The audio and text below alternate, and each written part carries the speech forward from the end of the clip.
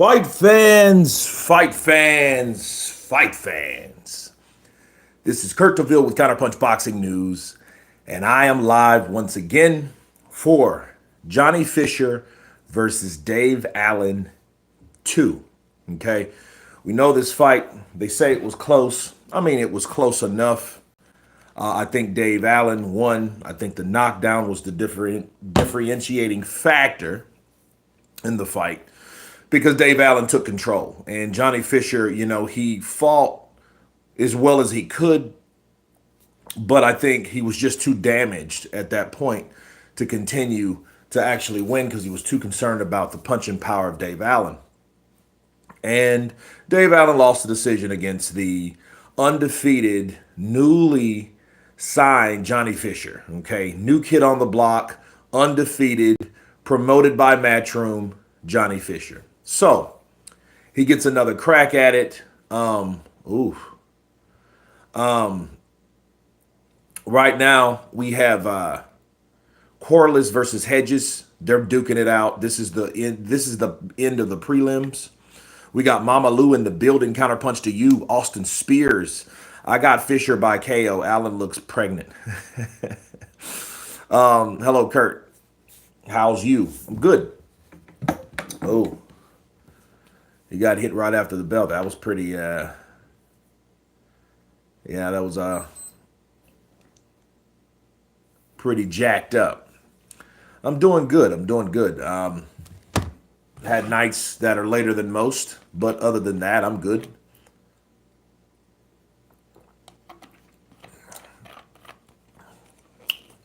Representing that palm juice, people. You ever had this, you should definitely try it. Okay. I believe this is round 8.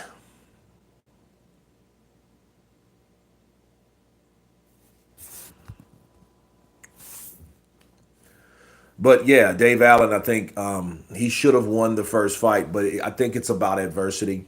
Dave Allen did go on record stating that he wished he would have trained like he does now.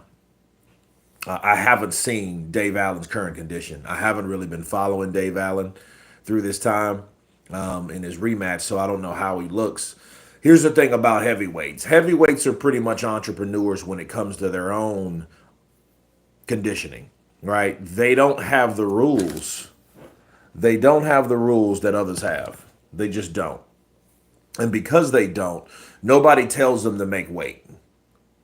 Ooh, good straight rights by Hedges there. Corliss. Pains me because Allen have had multiple opportunities but blew them all. Yeah, I think Dave Allen likes to party, man. I think he's just like a party guy. I think he likes to get paid and then get laid. You know what I mean? That's what I think. I think he's one of those guys. I think he's one of those cats that, regardless of what, because he has a good personality, so it's not the fact he's just a jerk or something. It's just I think he's just an underachiever. He's like that guy in school, kind of class clownish kind of cat, Wayne Spence, counterpunch to you. Sean James, UK, Jay in the building. What's good? How's the stream going? And it just started. It just started, man. I just started it at 12:30, and I'm kind of glad I did because, a lot of these fights, good left. So we got a southpaw in Hedges versus Corliss is the orthodox fighter.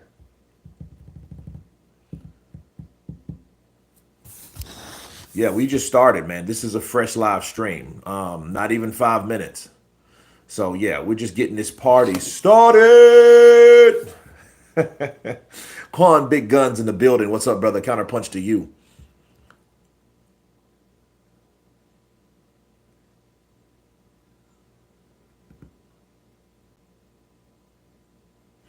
Man, Hedges just hit Corliss, man, and a big booger the size of a silver dollar just flew out of his nose. And people don't understand how vital that is, bro. You need your air passages open. You need them open. A lot of people sacrifice that by blowing their nose to keep their open, but I mean, it swells your eyes too. So when you start blowing your nose, and especially if you're getting hit in the nose, your eyes are going to swell. It's crazy. Newcastle in the building. Wayne Spence. Frazier Clark stopped Dave Allen, and Johnny Guy is struggling. I don't understand the hype for Fischer. I don't either. I mean, at this point, and all it really did was to kind of damper the interest of Johnny Fischer to me. Because like guys like Dave Allen, he should have been a journeyman, another hurdle that should have been easily jumped. Johnny Fischer's supposed to wipe the floor with Dave Allen. And it wasn't that kind of party. And it's weird. You know what I mean? So it's not a good look. Let's just put it that way. It's not a good look. I know styles make fights, and Dave Allen, had the type of punching power that affected Johnny. Well, that being said, if the punching power was the thing that affected Johnny, he's going to have a lot of disappointing nights. Seriously, he's going to have a lot of disappointing nights because a lot of fighters have punching power. So when he gets caught with guys with like Bacali, is going to destroy him. Dudes like that, he won't last a minute. And I think Eddie Hearn pretty much knows that, and I think him being a promoter, he has to know where to hold and where to fold, when to hold and when to fold when it comes to Johnny Fischer. Because Johnny Fischer, and I like his punch variety. I do like the way he commits to the body, but because he's that type of fighter, he's going to be that type of dude that's likely to get hit because he does go to the body. He does commit to the body. He is a guy that likes a nice balanced attack. So when he's fighting someone, he's not just going to 1-2 and then step, 1-2 and then roll, 1-2 and then roll, left hook maybe sometimes, slip. No, he's not that type of dude. He likes to get in there and bow, bow, bow, bow, bow, bow. He goes to the body because he wants to make a statement with each combination. Okay, that's him. He wants to make a statement in each combination. And then when that happens, it's like, okay, cool, you're making your statement. But what if you're in there with a counterpuncher? What if you're in there with a guy that's waiting for you to throw 5 so he can land 1, then 2, or that one shot, that puts you on Queer Street, Dark Slagle, good day to you, Kurt. Hope all is well. Everything's good, bro. Everything is good. But _hurt. I have the feeling Hearns is buying this win for his boy Fischer, and it will be a stinker. Well, this is what's going to happen. Fischer will win another. 2 things could happen. 3 things could actually happen. The first, the unadulterated, untamed boxing rules of nature. Dave Allen could land one of those haymakers and knock Fischer out. That could happen. Mostly it won't, but it could happen. 2, we could go in there and Fischer does better than he did last time, and then he'll get the decision. 3, Dave Allen can go in there, underachieve, right? Or overachieve, do his job, and then still get robbed. So it's all bad news for Dave Allen, except if he knocks him out. You got to KO these guys. But what'll happen, though, that's not good for Fischer, because if Fischer wins another decision over Dave Allen and doesn't deserve it, his stock is going to drop. So even sometimes when you win, you lose. That's what's going to happen to Johnny Fischer, because people are always going to look at those Dave Allen fights. Man, you remember you fought Dave Allen twice. Just like with Tyson Fury when he fought McDermott. McDermott, a lot of people thought McDermott beat Tyson Fury. You know what I mean? Both times. And that put a damper on Tyson Fury. Same thing could happen to Fischer. The only difference is Fischer ain't Fury, right? So that's the difference. Fischer's going to go in there. He's going to do his job. He's going to try. Maybe we're going to tell if he underestimated Dave Allen, because that could have happened. To give Johnny Fischer the benefit of the doubt, that could have happened. But one thing I don't like is his inability to take shots. A lot of fighters are like that, though. You don't know what type of chin And you don't know if the durability factor is there with these fighters when they do get cracked. When they get cracked, some of them fall to pieces. Come on, AJ. Come on. Let's not act like this doesn't happen. That it does. I think David Adelaide would KO Johnny Fischer. I think he would too. The only difference is Adelaide's style is awkward. He has to be set to punch. That's the problem. That's why, like, he couldn't beat Fabio. You see what I mean? That's why Fabio knocked him out. So it is what it is.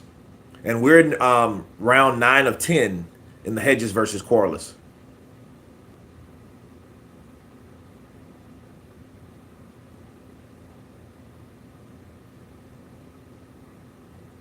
You're right, Kurt. If you can't take Dave Allen's punches, then you're done. It's going to be a bad career for him. You know what I mean? He's going to be like a Nick Blackwell. You know what I'm saying? Like you just, your body is not conditioned to take the shots. You're in the wrong profession. Maybe he should have become a commentator or a coach or a trainer. You know, something like that. But yeah. But I mean, when I first saw Johnny Fischer, don't get me wrong, I was impressed because I like his punch variety. Again, I like he has a balanced attack. He goes to the head and the body equally, I feel.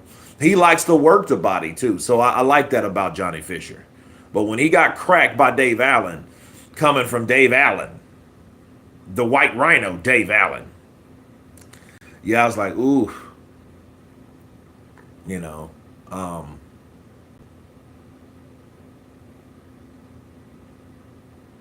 pretty much a red flag. Pretty much a red flag on that play.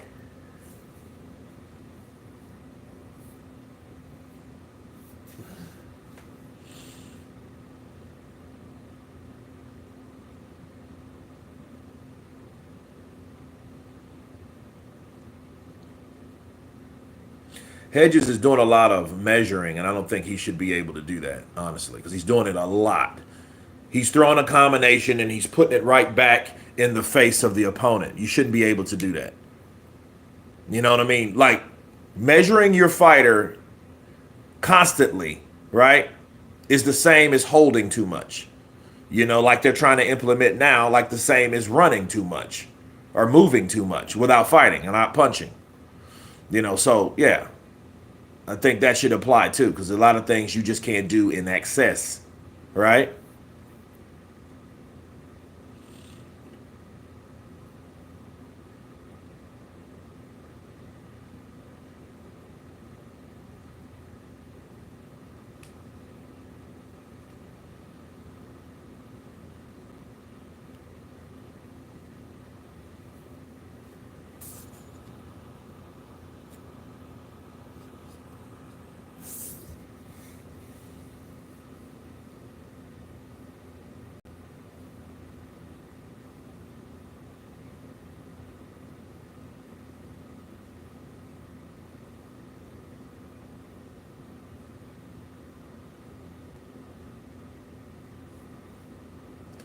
If anyone just came in, he's talking about the first day.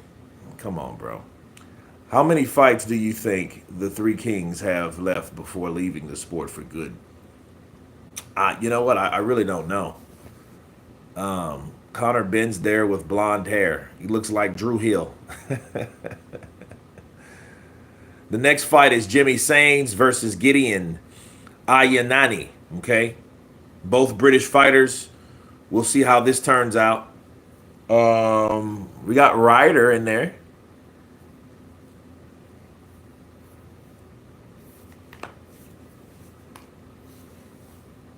Greetings from Indonesia.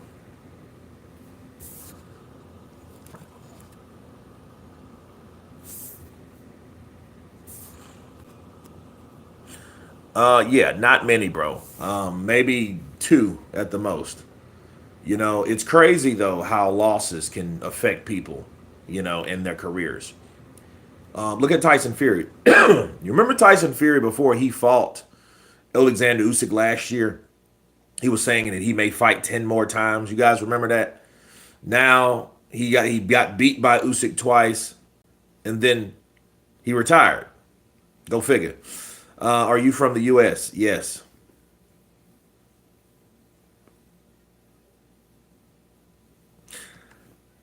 IOTBA Boxing Talk. What's up, IOTBA in the building? Man, IOTBA, you guys subscribe to IOTBA. I think he has a podcast called the Spit Bucket Podcast. We go way back in the day.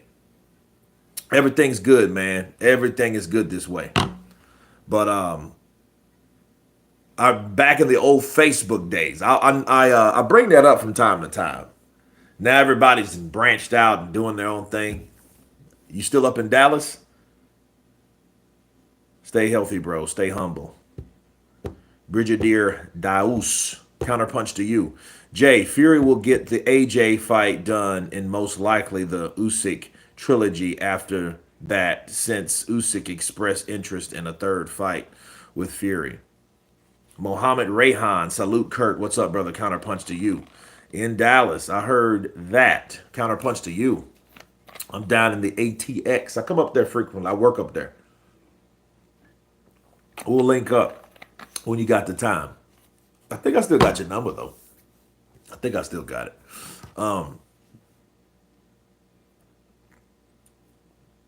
But yeah, this is 10 of 10 of Hedges and Corliss. I mean, there's nothing really besides constant measuring from Hedges. But I mean, it's pretty much a chess match like fight that really should have ended 5 rounds earlier. Andrew 23, member in the building. Salute. Mohammed, Fury should fight Joshua. I mean, you know what? Like, Fury should have fought Joshua. I think that's the thing to say. Not should fight. Should have fought. Because, AJ, man, AJ's made his money. Tyson's made his money. Wilder's made some money. They've all did pretty good. I think they're all pretty much at the end. AJ, I don't know if money still fuels him, though. You know what I mean? But you got to ask yourself, if the money doesn't fuel him, what does? Fury won't be able to handle AJ's power similar to Ngannou. I think AJ will smash Fury. I think it's, you got to check that out. You got to find that out. We have to see to find out because,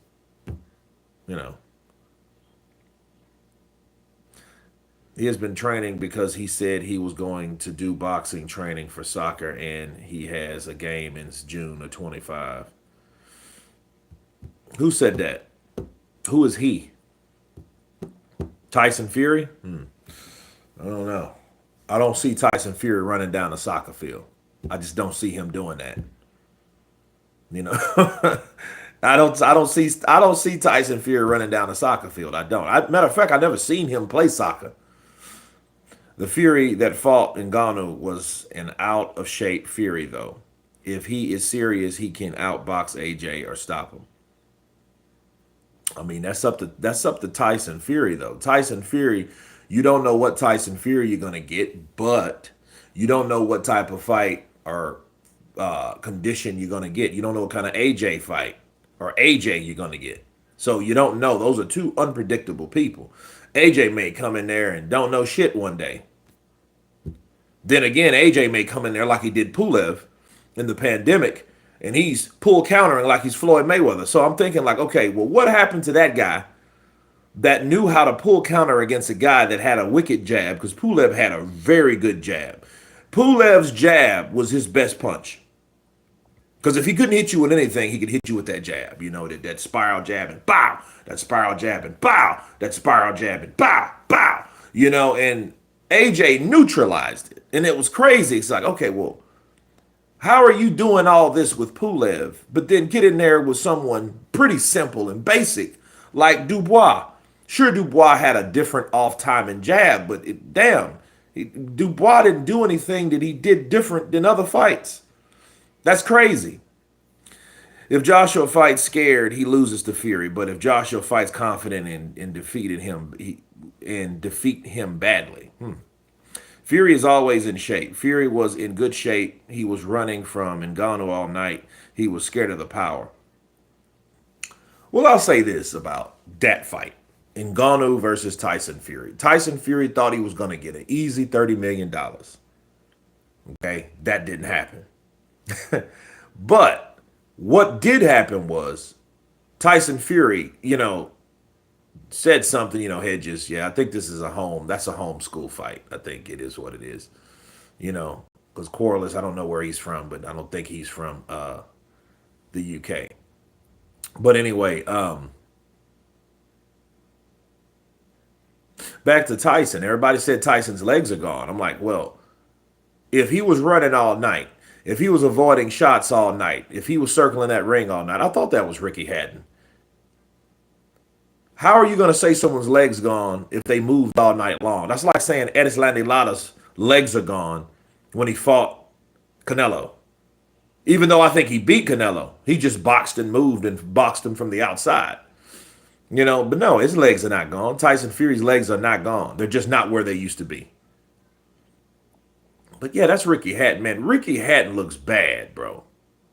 Ricky Hatton looks like he still has size if you look at him. He's like a little stocky troll with a gut because you can tell he ain't missed a meal, but he looks like he's about 59, 60, 61 years old. He looks like he's in his early 60s, late 50s, early 60s. Ricky Hatton looks bad, bro. Fury tried everything, even elbow, and he couldn't hurt Ngannou. Fury is soft.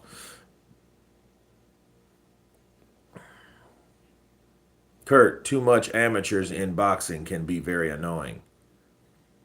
Oh, and the pros? Yeah. So we have Jimmy Sainz versus Gideon Onayni. Then Kieran Conway versus Jerome Warburton. Then we have George Littard versus Aaron Sutton. Then we have Johnny Fischer versus Dave Allen. Okay, this is a all British showdown except for Jerome Warburton. I don't know where he's from. Nikki Blue Eyes Austin in the building. Good evening, Kurt. Right here with you and everyone here too. Bars. Welcome, Nikki. Welcome to the show. Middlebox J. Are you looking forward to Better Biev versus Bivol 3? I'd rather see Bivol versus Benavidez. Well, this is what I think should happen, okay? I don't think Bivol should fight Benavidez now. I think Better Biev should fight Benavidez for the WBC. Whoever wins, then fight Bivol for an undisputed again. So that gives an opportunity for David Benavidez, if he can beat Better Biev, to fight Bivol for a total undisputed, and he's actually earned the shit. Instead of someone giving it to him because they stripped it from Bivol. Because that's all that happened. That's all that happened. So I think that would make sense. Then Better Biev has a chance to show why he's still a badass and why Bivol should be respected, because Bivol took those punches from the monster from Russia, now Canada. You know what I mean? And the bear, he got mauled and still won. Not everybody can say that. No one else can say that, in fact. So that being said, Better Biev can show, hey, Benavidez is out of the picture. Now it's me and him again. You know what I mean? Now I showed, hey, I got your belt back. Now let's run it back so we can fight for all of them. Now, where were we? That's how it should be. But it ain't going to be that way. I'm going to tell you why it ain't going to be that way. It's not going to be that way because now America, Al Heyman, Showtime, The Resistance, they now have a champion. David Benavidez is one of the last people on this side of the Americas to make an impact. It's no other fighter there, really. Sure, you got the little guys, Tank and Devin and them. I'm talking about someone that's bigger than 160 pounds. We have David Benavidez. David Benavidez now has a belt. The WBC is corrupt. But now they have someone they can rally behind because they need someone that makes enough money for their 3% collection plate. Okay, so that's being the case. They're going to protect that shit. They don't want it going back to Bivol because they just tried so hard to get it away from Bivol or Better Biev, one of the two. You know what I mean? So I think they're going to now make fights like I don't even know if it'll be against like Callum Smith or guys like that. I don't know. I think the speed will bother Callum Smith, if anything. The speed. Because David Benavidez is very, very fast. So you can't forget that. But other than that, you know, Callum Smith versus David Benavidez would be a pretty good fight. Facts. Fury is one of the greats. The USA is no longer the promised land of boxing. The UK and Saudi rule the roost. I hope Dave Allen KOs Fischer. Well, I don't know. Yeah, Fischer almost got knocked out, bro. He almost got knocked out. And it's crazy, you know. And because he hit Fischer, and Fischer was like, man. He hit Fischer, and Fischer was just, ouch. Benavidez will smoke Smith, unfortunately. Yeah, I think the speed will bother him. I just think the speed is too much. You know what I mean? Like, and then you have to think about the wear and tear, the fights that he's had already. You know what I mean? The Buatsi fight was a war. So, you know, fights like that take a lot out of you anyway. You know, you're in a fight where you beat the shit out of that guy and the guy beats the shit out of you back. You're in there fighting someone, going toe-to-toe. Toe-to-toe means sacrifice, people. Toe-to-toe in boxing equals sacrifice. If anybody ain't told you, I'm telling you the real. You know, that Gotti Ward, that's sacrifice. That Barrera Morales, 1, 2, and 3, that's sacrifice. Gotti Ward, 1, 2, and 3, that's sacrifice. Chris Eubank Jr. versus Conor Benn, that's sacrifice. Their dad's fault, that's sacrifice. Those type of fights will take stuff out of you. Okay? It is what it is. Allen looks out of shape. He will most likely get KO'd or outpointed. Probably outpointed. More than likely.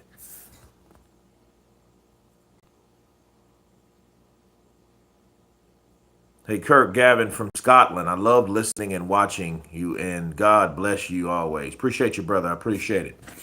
Okay, so the main events are going to start. The prelims are officially over, which I don't really get the whole, like, if you know you have, like, they have prelims. I get that. They have prelims. There we go. Boom. All right. But then it's crazy. It's crazy. I don't know. I don't know. Then you have to click over on one and then go to another. So they haven't officially started yet.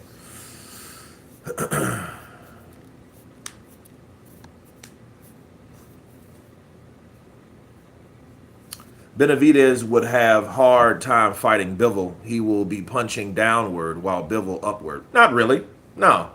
They're not that far in height like that. Bivol ain't Wolverine fighting Colossus or some shit. No. Bivol is about, what, 5, 6 foot tall? David Benavidez is 6'2". That's not, bro, that's eye to eye. That is eye to eye. Nah. It won't be that type of, nah. Not at all. Alex, hello. Dark Slagle, Kurt, do you think Triple D loses to Usyk? We will get an AJ rematch, or will there be a trilogy with Usyk? I don't know. But I'm starting to get mad, people. I'm starting to get upset. And I'm starting to get upset because it's coming off to me like Usyk is taking these rematches because he's knowing, or it's a less risk outcome. I think he's no longer wanting to challenge himself.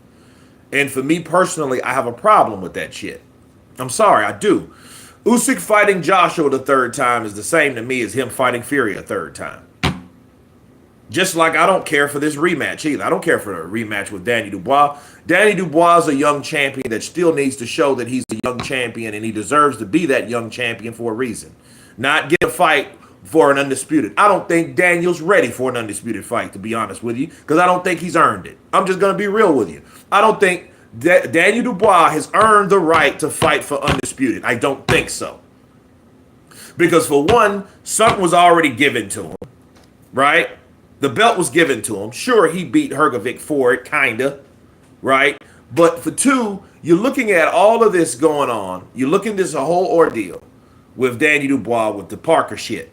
He pulled out of the Parker fight because they knew, hey, Usyk wants to fight you. So guess what? Let's pull out of this Parker fight because it could be a banana peel. So they did that. And now he gets the fight. I don't think he's earned it. I think I would be more than happy to see Daniel Dubois fight Alexander Usyk for undisputed, for all the belts on the line, for the creme de la creme. The opportunity for a guy young as Daniel Dubois to get the opportunity to fight for undisputed if he would have beat Parker. That's the stipulation. I don't want to hear it. He is like, you can't skip a step with me and expect me to respect the fact that you're getting an undisputed fight. Because the karma behind this shit is Usyk's going to go out there and do the same shit he did last time, but probably even earlier. Because there probably won't be any low blow this time. There probably won't be any controversy this time. And it's going to be Usyk in there, stutter stepping like something like Lomachenko and Manny Pacquiao and putting the hands and sometimes the feet on this boy. That's what's going to happen. Kurt, do you think if Triple D loses to Usyk, we will get an AJ rematch? See, and look, I don't even want to see AJ until AJ fights Dubois. Then he can fight Dubois, but at that point, it won't matter because Usyk will have all the belts anyway. So we'll still have one king that is pretty much now in position to do whatever he wants to do, and that's not even true. That shouldn't be the case. What should be the case would be Usyk needs to fight his damn mandatories. If he doesn't fight his mandatories, I have a problem with that too. I'm not ducking, I'm not folding, I'm not favoring any of these fighters. You know why? Because Alexander Usyk was once upon a time in the position, right, that Joseph Parker was in. I get Caballero was in. Okay? He was in that position once upon a time. Now let's say Joshua did that shit to him. Let's say Joshua said, you know what, I don't want to fight Alexander Usyk. I want to fight Tyson the Gypsy King Fury. But Tyson had to fight Wilder, right? So we knew that. I guess he had to. But he did. He fought Wilder a second time, October 9th. It's supposed to have been July 24th. Right? But he got his ass whooped so much in sparring by Jared Anderson, Big Baby, when he was actually hungry to fight. This was before the little breakdown with Roy Jones, right? That they had to push it to October 9th because he said he had COVID and he's hugging people and renting cars in Vegas all at the same time. How does that happen? Right? Joseph Parker was the first person that's supposed to have had COVID, and he's eating popcorn and drinking a beer with the crowd, smiling. Hello, New Zealand. Like, well, wait a minute. I thought he was the first one in your team that had COVID. People, a lot of this stuff you can't make up. You can't. You know, if Dubois wins, a new era of heavyweight boxing would be made. That is true. And then at that point, I think, here's the thing. Daniel Dubois has to win. He has to win. Because if he doesn't win, all this crooked, corner-cutting bullshit will be all for nothing. All for nothing. Because at that point, you're like, okay, you did this, you ripped the guy off for his opportunity, then you altered other people's lives and careers as well. What do I mean, Kurt? Easy. Well, because you didn't fight Joseph Parker. Joseph Parker fought Bakali. Bakali was 315 pounds, fat as hell, eating what he wanted to eat, people probably, in the Congo, working on plans of making malls and shit. So he had his own mindset. He wasn't even worried about boxing. Boxing wasn't even on his mind at that time, right? But he got called in to fill in for you, Daniel. And then guess what? He's supposed to have a number one opportunity to fight Efe Ajagba, and because of that, all that went away. It even went away for Efe Ajagba. So Efe Ajagba did a very good job, I feel, beating Martin McCauley, right? Not a draw. I don't think it was a draw at all. I think Efe Ajagba did enough to win, right? There were no knockdowns, no draws or whatever, but I think the punch stats, the punches landed, that spoke for itself. You know what I mean? And the way he just controlled it, the way he boxed, the way he moved, the way he improved, bars, those type of things Efe Ajagba did. Those type of things, Efe Ajagba should have been awarded the number one. And since Mark McCauley took the fight because Daniel Dubois pulled out because he had the Usyk fight and he went in, they lost the opportunity for two fighters. So those guys actually fought for nothing. Now that has been pushed. The progression in boxing has been pushed back because now Efe Ajagba and Mark McCauley will more than likely do exactly what these jugglers are doing. Dave Allen and Johnny Fisher to fight to see who's actually better, which we already know Dave Allen beat Johnny Fisher too. Efe Ajagba beat Mark McCauley. Okay, so the same shit is happening. And this is what happens when we start cheating in the sport of boxing. This is what happens because people don't do the right thing. The right decisions are not made at the time they're supposed to be made. And then we're running shit back that we've already saw. Okay? We've already saw Danny Dubois lose to Alexander Usyk, so we get to see that shit again. Then you'll see Efe Ajagba versus Martin McCauley, a fight that we should have seen for the number one. And that should have been the guy on the IBF end. So we got the WBO. Who? Parker. Then we got the WBC. Who? Caballo. Then we supposed to have the IBF. Who? Supposed to have been the winner out of Efe Ajagba, which should have been Ajagba, and Mark McCauley. But we don't even get to see that. That was snatched. Now it's Derek Chisora. Right? Derek Chisora now is like, hey, you know what? I don't want to fight until I get a title shot. Now he's waiting around for a title shot. Why not? You got 50 losses. So if you got those many losses and that much invested in the sport, why not go out trying to fight for the title? I don't blame Derek Chisora because you can't tell Derek Chisora what to do anyway. So if you can't tell him what to do, he might as well do it for the highest bidder. And you know Derek, I want my money, man. I want more money. He wants his money. You know, so that's that in a nutshell, people. Okay, so therefore, it all comes back to Daniel pulling out of that damn fight. So do you see each and everybody's life affected, all these fighters' lives affected because Daniel decided to make that piss poor, corner cutting bullshit decision? That's it. You know what I mean? And that's how it affects. Then you got guys like AJ, he's been beaten. You got guys like Zhang, he's been beaten. You know? Andy Ruiz, where they at? You know? He's still healing, I guess. AJ will be even slower after a year off. You know, and then and especially from a injury too. Yeah, that's going to be real. It's going to be real interesting for AJ. You know, and AJ is just. And see, the thing about AJ is AJ doesn't, and it seems to me like people know AJ for just being AJ now. I don't think AJ has the pressure on him now.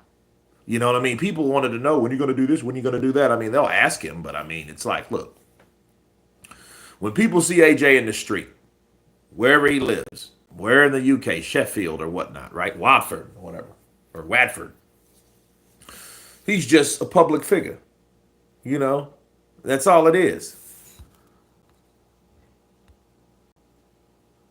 One thing about Dubois, he does good under pressure, but does terrible when things don't go his way. He does good under pressure, but does terrible when things don't go his way.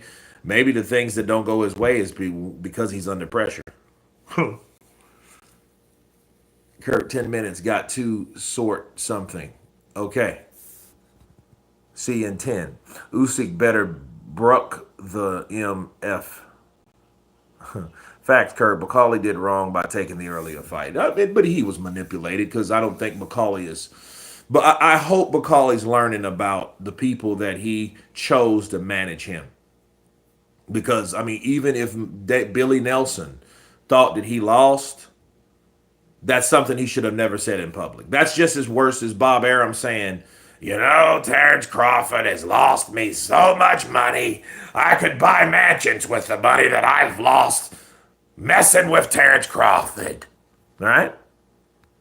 So, yeah, boxing is doing great now, but all the greats are on their way out. No one is there to replace them. I mean, you got people there. It's just the people that they're replacing them aren't the people that you care for. Let's just be real. Everybody I like Caballero. I like to jet to quit. Caballero. Again, Caballero is good. He's a good fighter, but you know, him and Joseph Parker kind of got the same type of personality, don't they? They're pretty much lukewarm. We don't have a hot, we don't have a cold, we got lukewarm fighters.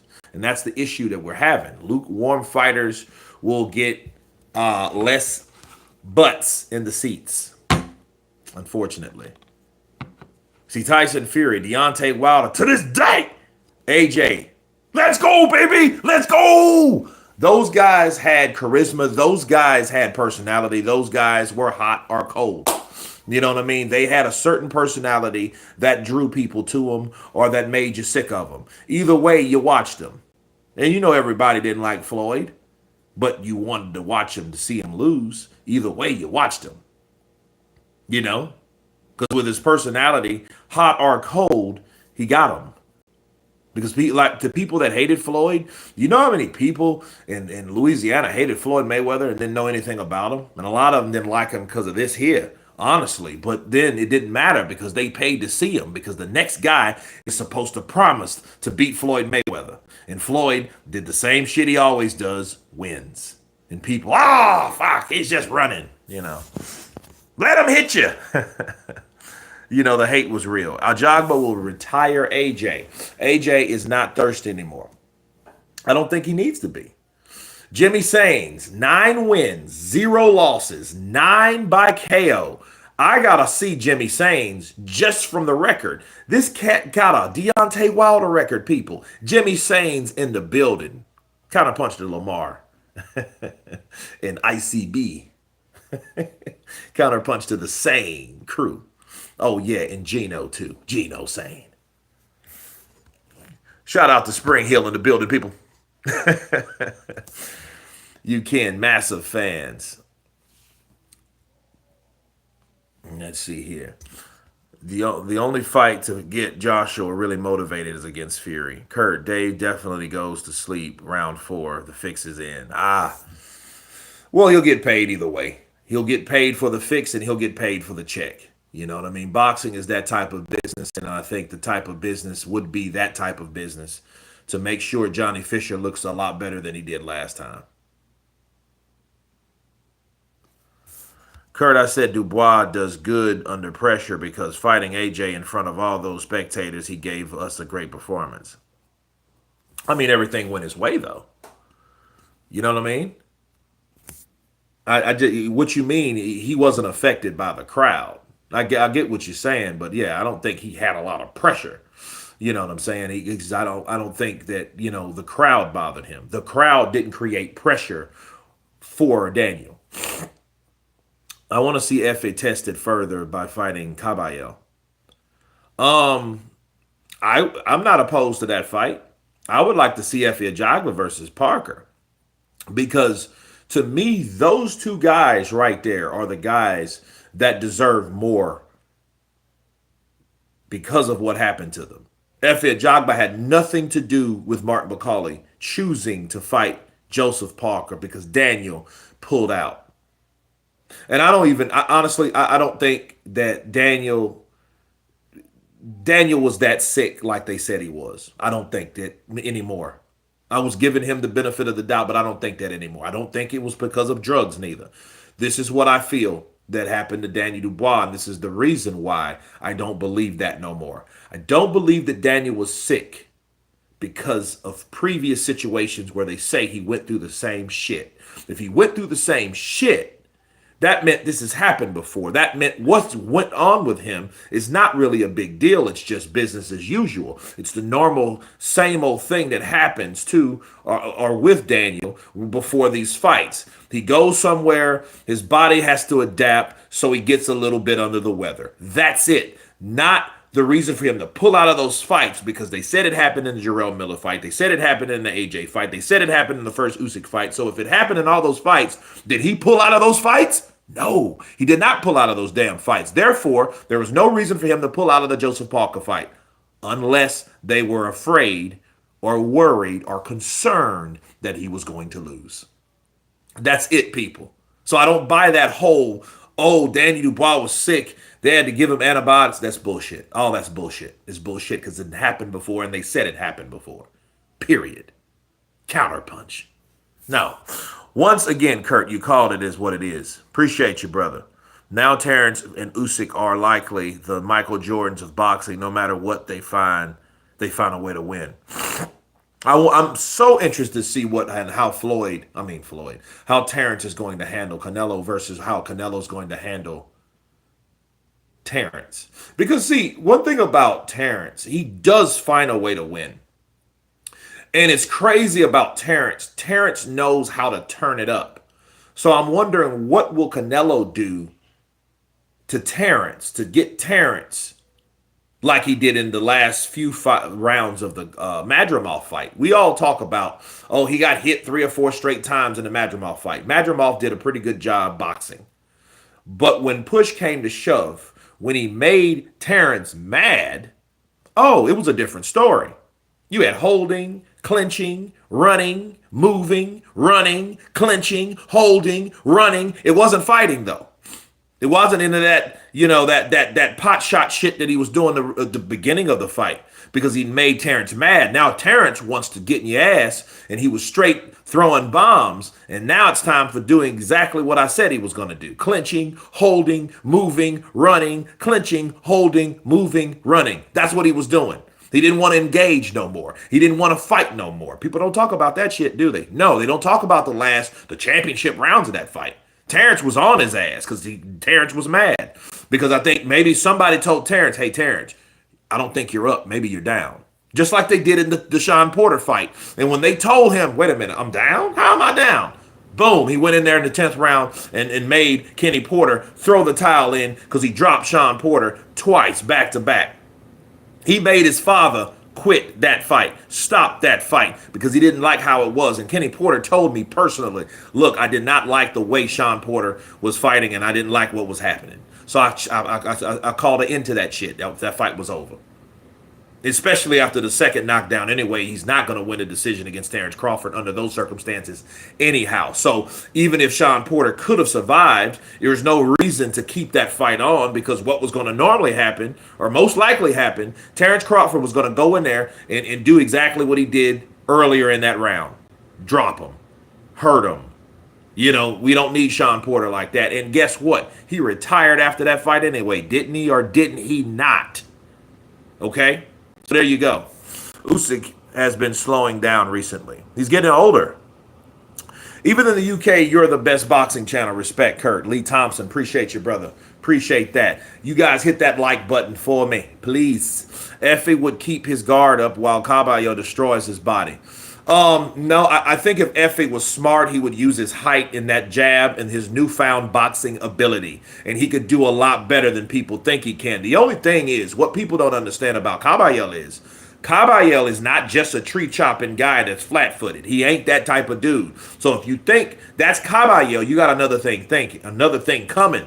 Because if he was that type of fighter, if I get Caballo was a flat footed tree chopping like guy, you know what I mean? Kind of like a Mexican style, he would have got destroyed by Markmadov. He would have been destroyed by Markmadov. Markmadov he loves guys like that. Markmadov is awkward, big, reckless, careless, but dangerous. And he would have destroyed him had Caballo been flat-footed, but he wasn't. He was able to move in, move out, throw combinations, quick combinations, bop, bop, move, bop, bop, roll, bop, bop, bop, move, bop, bop, kept going, moving back and forth. He was able to slip in and out. And he used his size being the smaller guy, which is 6'2", to get in and out of harm's way, to slip and duck under those shots that Markmadov was throwing wildly, like he does. Right? That dude. Him. So no, Caballo ain't that type of dude either. So it's not going to be that F.A. Jogman's going to be in there with some stationary fighter that just likes to go to the body. It's not that type of a party with him. Caballo has boxing ability too, and he has sneaky overhand punches that you got to watch out for. He just likes to go to the body once he gets inside. Caballo would break Parker down, no doubt. But here's the thing, Parker can move too. So you're going to have a fight where if Parker's smart, he wouldn't make it exciting. And he wouldn't make it exciting because it's not smart. If he made it exciting, that meant he gives the opportunity. Hold on, let me see what AJ's talking about. Whoever I'm watching, that's it. And this weekend, we've got a big rematch happening. Johnny Fischer versus Dave Allen. And you know when there's a rematch? Because the first time was so nice. They had to do it twice. I can't wait for this one. Good luck to both of them first and foremost. Good luck to everyone on the undercard. And prediction-wise, I actually rate both of them. Dave Allen being the more experienced one, Johnny Fischer with a heap of potential. And if I've got to pick who I think will win,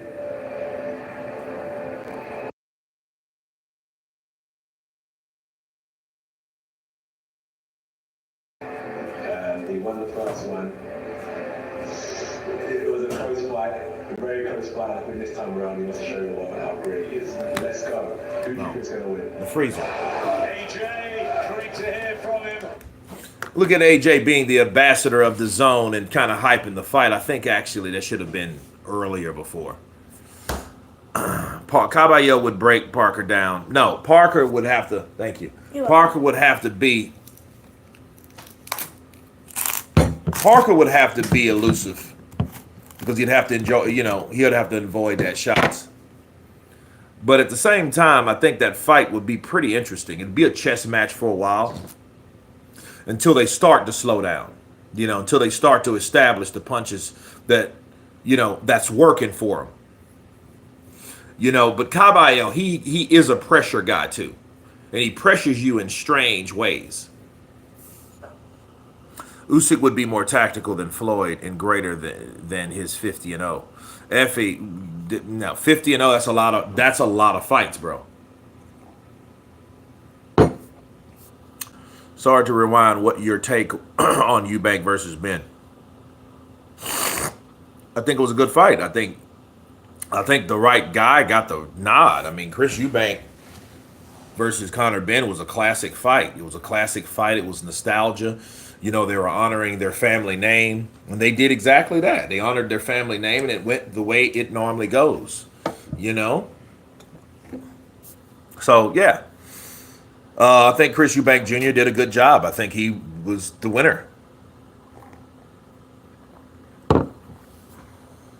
Sugar Ray Robinson versus Floyd at 147 is the best, most historic matchup in boxing.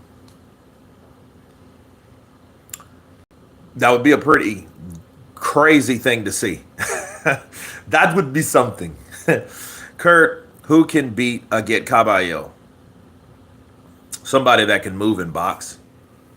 You know, that can be defensively responsible. That's who can beat him. Because, see, if you're not defensively responsible, Caballero's just going to pressure you. And he's going to find the holes, especially if your body's exposed. Ooh, good combination from Sainz. And this is the third round.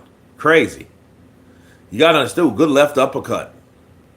You know, Sainz fights like, you guys remember Uzcatequi out of Argentina? No, Venezuela. Oh, good 1-2 from Sainz. You know what? He's more like a Carl Froch. Jimmy Sainz fights like Carl Froch used to fight. He loves to scrap on the inside. Ooh, good right hand from Onayni. Kurt, but remember how Efe lost to Sanchez. Caballero could do the same. Could. But Caballero, look. Caballero he has sneaky, quick punches, but not all of his punches are explosive. You know what I mean? He throws certain stank on certain punches. They're not all the same power grid. They're all, you know, he's just like 1, 2, 3, 4, 5, 6, 7, 8, 9, 10. He's that type of guy. Caballero but that's the pressure he throws with you. He wants to disarm you with the lack of punching power for every punch. You don't have to worry about bracing and worrying about the pressure, even in a defensive posture from getting hit. He might just pop, pop, pop, pop, pop. You know what I mean? And catch you with a shot, and you're like, oh, wait a minute. And that's the shot he set up by throwing these throwaway shots that pretty much disarm you defensively because you're thinking like, okay, I got this. This guy doesn't hit that hard until he nails your ass to the body with a liver shot that makes you want to drop a deuce. Okay, so those type of things happen with I get Cabello. Whereas Frank is more explosive. His punches, his counters are explosive. That's how he got Efe Ajagba. His explosive counters. And Ajagba's like, oh, crazy. Snake Plissken Kurtz on the what? The snow. Man, please. No. Don't play with my nose, bud. Cristian Ronaldo beat Aget Cabello. Cabello versus Bakali. Dangerous fight for both fighters. I think, Bakali. What bothered me about Bakali is that we can look at it two ways. You could praise Efe Ajagba for taking the power of Bakali, or you can question Bakali's punching power. You see what I mean? Like, what was alarming and what was revealing to me in that fight, that maybe Bakali doesn't punch as hard as we think he does, or Efe Ajagba's just that tough. It's hard to say, because let's say he doesn't punch as hard as we think he does punch. Joseph Parker said that he did hurt him with an uppercut. Joseph Parker said that Bakali hurt him with an uppercut. So if Bakali hurt him with an uppercut, maybe he does have those type of punching power. But if I get Cabello can take those shots and then he doesn't hit as hard as Zhang, okay, this is where the problem is going to be. If Bakali doesn't come in shape, he's going to lose to someone like Aget Cabello if Aget Cabello can take his punches. Because he sure as hell, for 5 rounds, people, could take Zhang's punching power. But we all know Zhang is a 6-round fighter anyway, right? He's not, he's a limited fighter stamina-wise. He's 42 years old. So, yeah, he has a limited gas tank. But he was able to take those shots.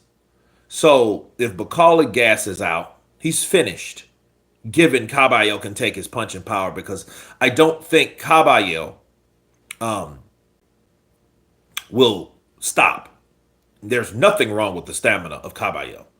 He's younger. He's like 32 years of age. No. Even though Bakali's 33, which is not, he's not past his prime or anything. I just think he's, a lamb chop or a pounded yam too many. Right? DJ Anton in the building. Greetings from South Wales. Greetings to you, DJ Anton. Skrilla 50 in the building. Counterpunch to you, brother. Someone with good stamina. Lee Thompson. Hi, Kurt. I'm in the UK. Massive fan. Do you think AJ versus Fury must happen for UK boxing? Please, can you give your opinion? No, I don't. Because if it hasn't happened by now, because I predict Tyson Fury versus AJ, it will be bigger than fights like Amir Khan versus Kell Brook. But people will look at it like that based on the amount of time it took for the fight to actually get made.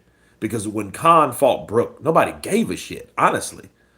I seen that fight during Mardi Gras at my condo. And it was a good turnout. I mean, people showed up and showed out. It was a British local thing, but it really didn't cross the pond with interest anymore. Nobody really cared. You know what I mean? Because Khan has done his thing. Kell has done his thing. They went all around the world and they came back. But by the time they came back to fight each other, you didn't have the steam on that type of interest. Nobody cared no more. Because Khan had been knocked out a few times. Kell Brook, damaged orbital bones and shit, taking on fights at 160, and then El Spence and all that stuff. So, yeah, they all did what they did, but then by the time they fought each other, it wasn't that significant, right? The interest had died down, So, yeah. Kurt, how is it possible that Billy Joe Saunders may be fighting soon after facial injuries? I don't know. I know Billy Joe Saunders, he's not in shape. He looks like Santa Claus. He looks like the nephew of Santa Claus, old Saint Nick. That's what he looks like to me. You know, he's still Billy Joe though. He's still a prankster. You know, that's just Billy Joe for you. But Usyk is out of his prime. Well, I think what people need to understand about fighters that are all time greats, pound for pound, best fighters. Sometimes they may be past their prime, but their C game is better than certain fighters' A game. If that makes sense to people. See, they're still good enough to beat certain guys that even though those certain guys are at their best, their best is not good enough for their past prime performances. So this is what we're witnessing with Alexander Usyk. We've witnessed him slow down since '01. I mean, sorry, 21, right? We've witnessed him just a tad, not a lot, but just you knew like he was sharper 4 years ago. You can just tell. You know, it's almost like watching someone and the progression of something getting slower. Like boxers, the way they speak. Look at Evander Holyfield. Look at James Toney, right? Look at Fernando Vargas. Look at these guys that used to fight, and you hear interviews with them, and they were fresh, sharp, their timing's on. I'm talking about vocally. I'm talking about speech-wise, conversation-wise. You know, they were like, I'm just ready to fight. I'm just ready to get in there and to show that I'm the best in the world. I'm just in there. Look at them now. I'm just ready to go in there. I was trying to do the best I could. You know, they are slower. Usyk is slowing down physically. He don't sound bad. I'm not saying he sounds bad. Don't get that. What it is, we see Usyk looking faster, sharper 4 years ago. Now you see him, he's not the same. Manny's still fast. Hell, Manny Pacquiao's gonna always still be fast. But he's not where he was years ago. We all know that. That's what happens with fighters naturally.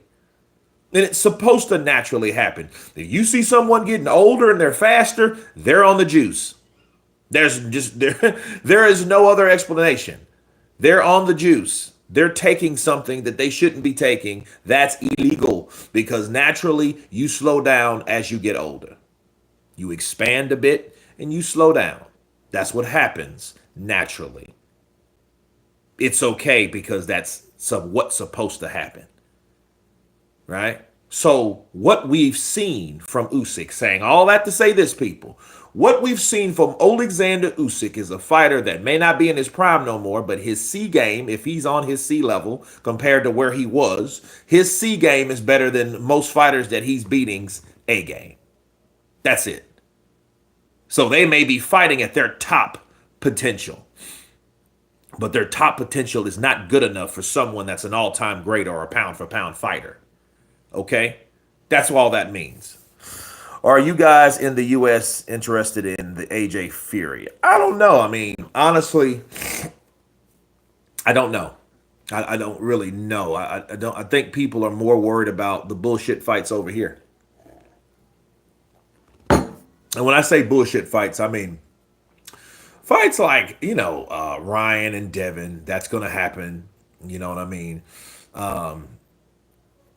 Maybe Shakur and Tank, T.O. and Ennis. Fights like that, I think.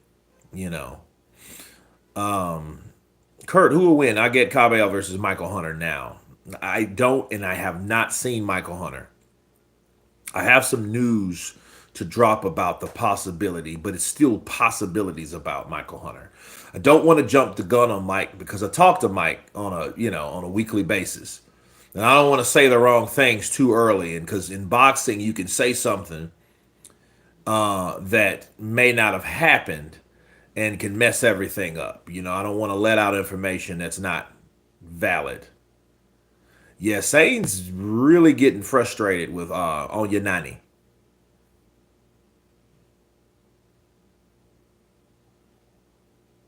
But you can tell Sainz is a puncher, bro. He's a puncher.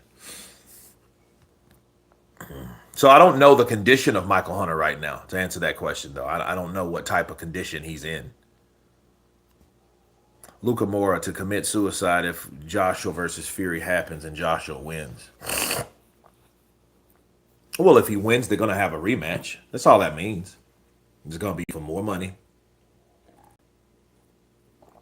And that's that. Bacali took the fight just because he needed quick money for the mall he's building. Well, you know what? I don't know if he did that. Well, I think the money helped him with his mall. I don't think the money he necessarily needed for the mall, because if he was working on the mall, he had to have money anyway. He just thought about, hey, I can get more money for this mall that I'm making with that, and possibly win too. And then I'm setting myself up on the WBO end. Then I become the WBO interim champion, and then I get paid too. Then I could build my mall. Then I'm the WBO interim champion. You know what I mean? And then I still have the money that I wouldn't have spent, right? Because the money that I've received will take care of the mall. So, yeah. Bacali is big. Yeah, he is big. Actually, somebody who is a good inside fighter could beat Cabello. Don't forget he got hurt badly against Agron Smakisi. Yeah. Who's half boxer, MMA fighter. Yeah, I remember him. That's that guy that split Tyson Fury open.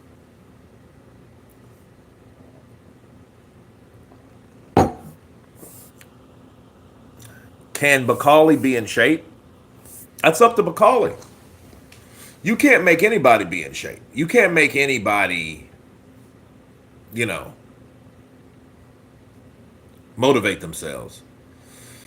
My thing is hearing someone like Billy Nelson say, well, he's going to go on a diet if he likes it or not. Like, okay, what are you going to do if he don't? What are you going to do if Bacali says, you know what, I don't want to? What are you going to do? What are you going to do about it? Are you going to leave? Are you going to dismiss yourself? You're going to fire yourself? Like, what are you going to do about it? I mean, there's nothing that he could really, truly do about it. Kurt, your opinion, Fury versus Cabello. Fury versus Cabello. I think Fury could be the person that could beat Cabello in a boxing match, because he's not going to make it an inside thing. That's stupid. Because by now people have got the memo about Cabello. Cabello is a guy that you cannot sit in the pocket with, because he's going to chop you down like a tree, and your tree is going to turn into a fucking stump. He's going to chop you down. He's going to beat you up. He's going to make you quit. He's going to pressure you. He's going to implement boxing in there. He's going to show you footwork, but he's going to show you a lot of pressure. I think Fury is smart enough to know that. Okay, we got a guy that likes to fight on the inside. Let's take that away. Tyson's going to use the ring, just like he did when he fought Usyk the first time. He stayed back, used the jab, set up the right uppercut whenever Cabello came in. And Usyk can do that. He's that good. So don't forget Tyson Fury's actual boxing natural ability. And I think people forget that. I mean, we look at him lying and manipulating and, feeding us wolf tickets, and you don't know what he's going to do from one day to the next. But people, you missed the memo. You missed the whole point about Tyson Fury if you think he's a guy that's, I think he's not as good as he thinks he is. But people forget how good he actually is. That's what people don't understand about Fury or realize about Tyson Fury. And you should understand Tyson. Tyson is a guy that is good. Usyk said he was the best fighter ever fought, and Usyk's supposed to be the best, right? So you can't say Usyk's the best without saying Tyson Fury is also good. Because if he's no good, that meant Usyk ain't that good either. So it is what it is. Kurt, do you think Conor Ben can win titles at 147? Yeah. Especially now, because, Conor Ben fighting guys like Devin, I wouldn't want to see that fight. I wouldn't want to see him fight Devin Haney. I don't want to see anybody fight Devin Haney right now. I don't know what it is. Devin Haney is, Devin Haney's fighting just not to lose, but not doing enough to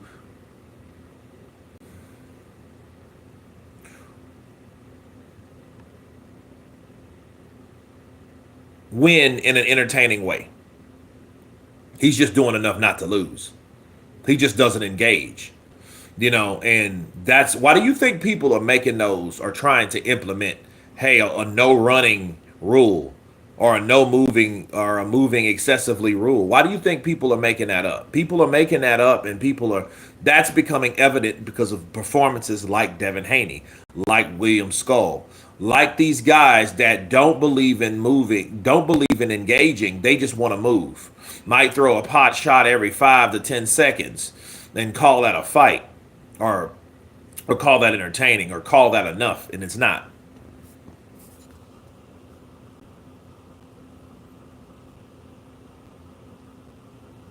Holyfield is always talking about his mama. Yeah, my mama said.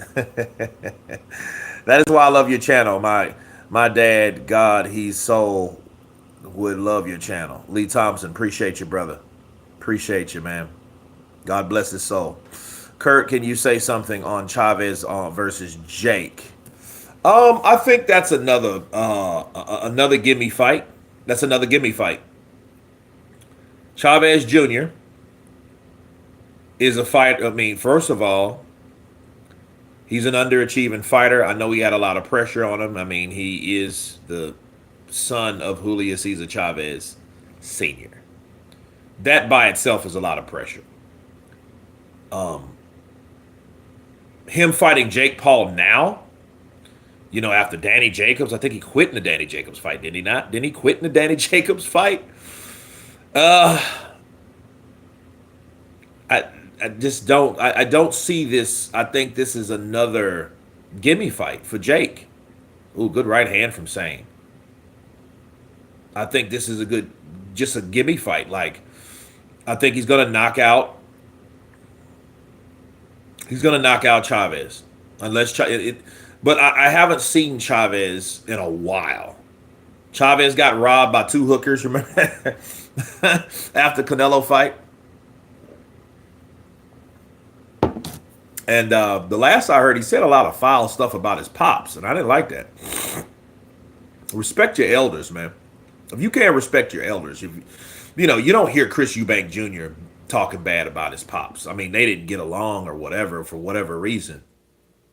But you don't see that level of disrespect, and it's crazy. It only comes from certain fighters, certain kids, some of these kids are just disappointing.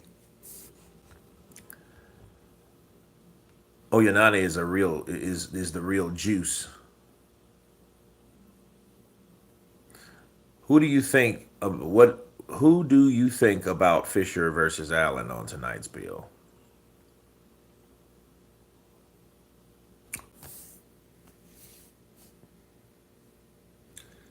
Fischer wins by decision.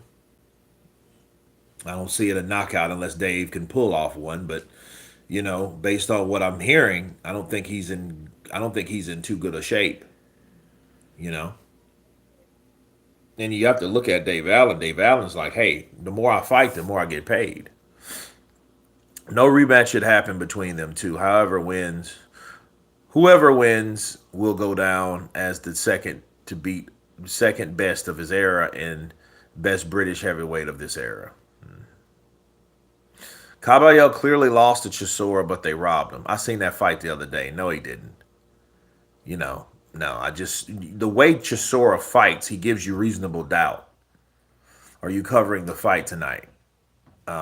Yes, I'm covering the fight tonight. AJ now not looking good. Fury outboxes him. Yes, Joshua definitely better fights than the Dawson Fury. Joshua had the night against Dubois. That is a fact. Had an off night against Dubois. Okay. Power play. Enjoy your channel and watch alongs.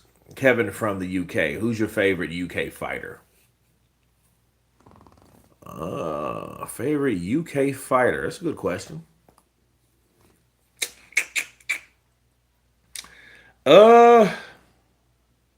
Favorite UK fighter. Moses Atoma. Yeah, Moses Atoma that's the guy I look forward to watching in the UK. Moses Atoma. AJ collapses when everyone comes to watch him. He must have some form of stage fright, believe it or not. He may. You know, a lot of people said that, you know, they mentioned that in the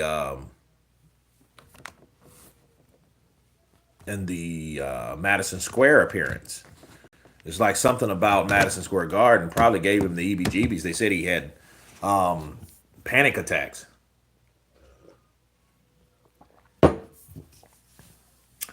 But I mean, I don't know how true it is. Okay, this is round 9 of 10. You know, and it's crazy for someone that has nine wins, no losses, no draws, and 9 by KO.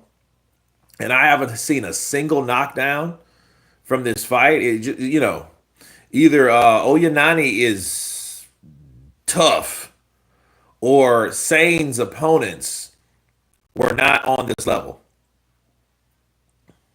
I mean, this is not really a good fight though to gauge because Onayni he is avoiding fights. He's not trying to fight. What he's doing is he's punching when conveniently punching, and then he holds. So he hits and holds basically. That's what he's doing. Is the panic attack story true or not? I don't know. I don't know if it is or not. So I mean, I that's what I heard, or that's what I was hearing on social media. You know, but understand the sources were from channels that didn't really care for AJ at all. So I don't know.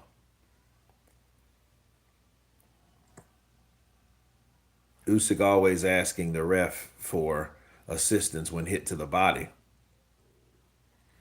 Well, I mean, you know, I think that goes. Oh, here we go. What's going on? Just struggling a bit to find really anything clean. He's struggling to get that range when it's sort of getting forced to close on it.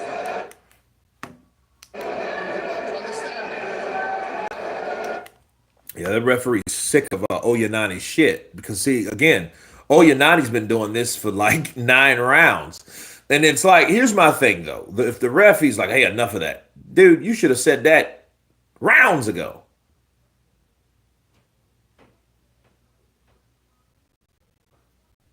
Yeah, I mean that because see, he's getting tired of the holding. See, he hits and holds and then grabs on, and a lot of times people use that as their tactic, and it is a good tactic. I mean, it ain't a great tactic, but it is something that you see all the time.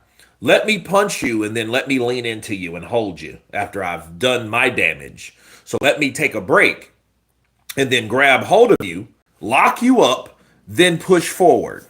You know what I mean? So guess what? Old Juice. That's a bad word to be called. Juice Onayni here. You know, he's been doing that the whole fight. And look, he does it. He just leans in. He leans in, he throws shots, then he leans his head forward. And then he pushes his body weight forward.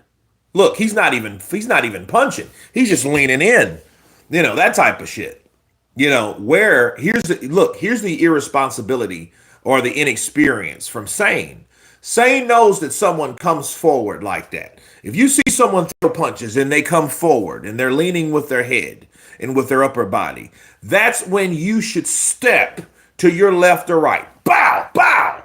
Catch them coming in on a different angle. That's what it is. So it is what it is, you know. So, yeah.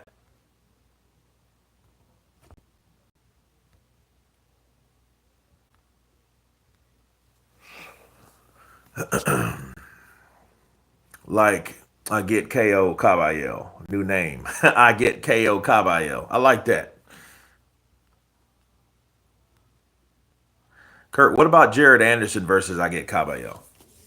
Nah, I wouldn't want to put Jared in there with someone like that right now based on his last performance. I wouldn't. Let's have it. Good luck to him.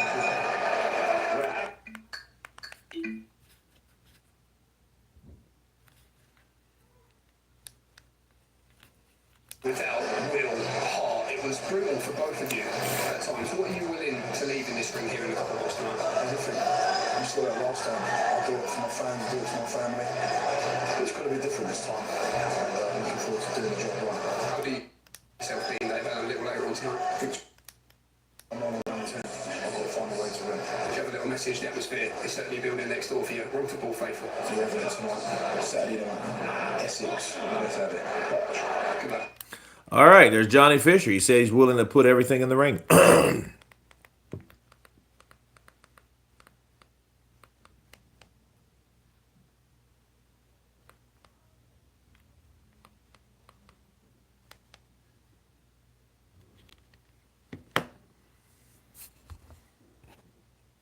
Like Khan, AJ goes out on his shield and comes to come to fight.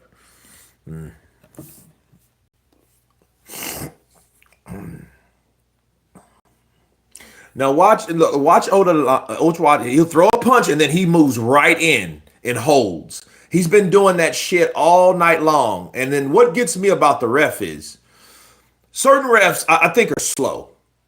Like I would rather, like, here's my one thing. I don't want a ref to just kind of take too many shots, but you have to understand, like, you have to see what a fighter's doing. Hell, if I can see it, he can see it. He can see it because he's in there with the fighter. Look at him. He wants to turn him around and he wants to grab and hold. You know, when he should have been deducting points. Look, he throws shots, then he holds. That's what he does. Then he hits, then he holds. He hits, then he clinches. That's what Juice has been doing the whole night. And I don't see how that ref, bro, I think the ref is just ready for this fight to be over, but it's stupid. You know? But yeah, look, the dude is constantly holding. He's constantly holding. And he's moving forward. So it is what it is. You know?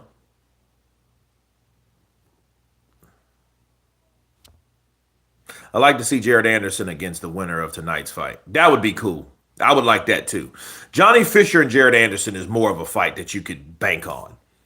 Because I think Jared would knock out him. He would knock out it would be like he would knock out Johnny Fischer. But understand, this is a British level. Keep that in mind. We need Mills Lane. Yeah, that was a cool cat. Yeah, I mean, he didn't play that shit. Mills didn't play that. Joe Cortez didn't play that. Tony Weeks don't play that. I don't even know. Yeah, Tony's still refereeing. I haven't seen him in a while. But yeah. So yeah, I think yeah, I think what it is what this is about, it's just like, hey, was that Tony Sims, John Ryder?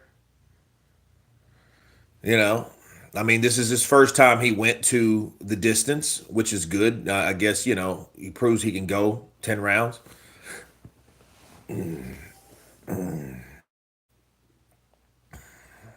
Let's get it on. That's Mills Lane, man.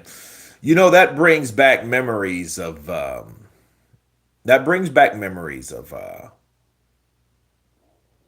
Knockout Kings. I mean the original Knockout Kings. Knockout Kings was one of the first boxing games on PlayStation. Right?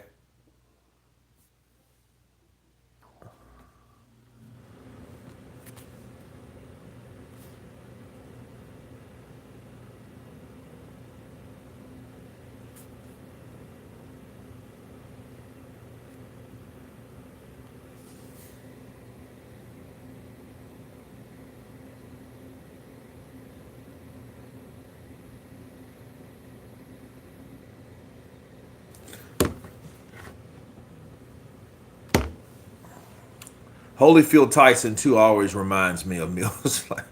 Yeah, imagine being the guy, you know. We go to the judges' scorecards. Michael Alexander, 190. Woo! Chris McDonald, 191. Lee Avery, 98-92, all three. Your winner by unanimous decision. He's still undefeated.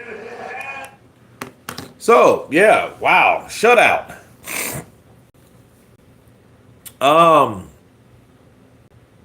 Southern area middleweight champion. Okay. Okay. Mills Lane. Imagine being that ref. He bit him, and he gets this guy, and he bit him, and he bit his ear.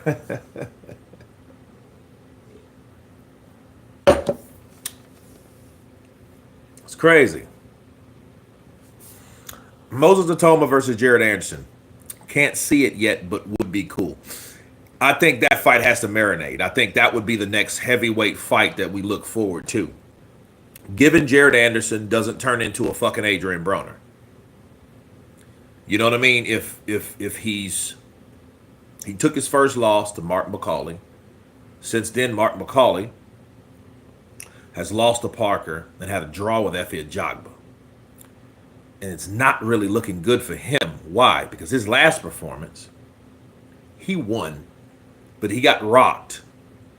And then Jarrell Miller didn't really help at all. He kind of stuck some more. He stuck it in and kind of twisted it by exposing Jared Anderson. If you guys can remember, he exposed Jared Anderson by saying, "Oh, I don't like to go to the body because I don't like to hit elbows." So that made him look like a pussy cat, right? So that didn't make that look any better. So not only when you're looking at a guy that got beat, then a guy had a poor performance, then the guy that beat you is not looking too good either. So then they're questioning how good you are because you got beat by a guy that's got beat twice. So yeah, it's not really looking good for Jared Anderson. Jared Anderson really needs some wins under his belt that really mean something. You know what I'm saying?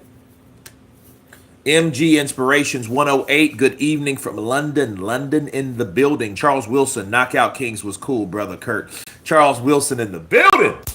Absolutely, bro. I remember that, man. Who did they have? They had Oscar De La Hoya. He was on the cover. Sugar Shane, Floyd Mayweather Jr., Hagler, Hearn, Shavers, Tua, Holmes. I want to say they had Tapia.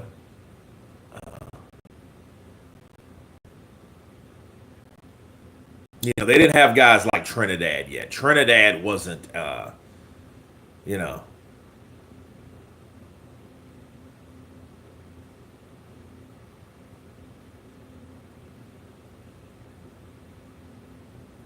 Dude, imagine being ringside for Conor Benn versus Chris Eubank Jr. Crazy. Alan Mearies, good evening from Lee from Brighton, from England. Counterpunch to you.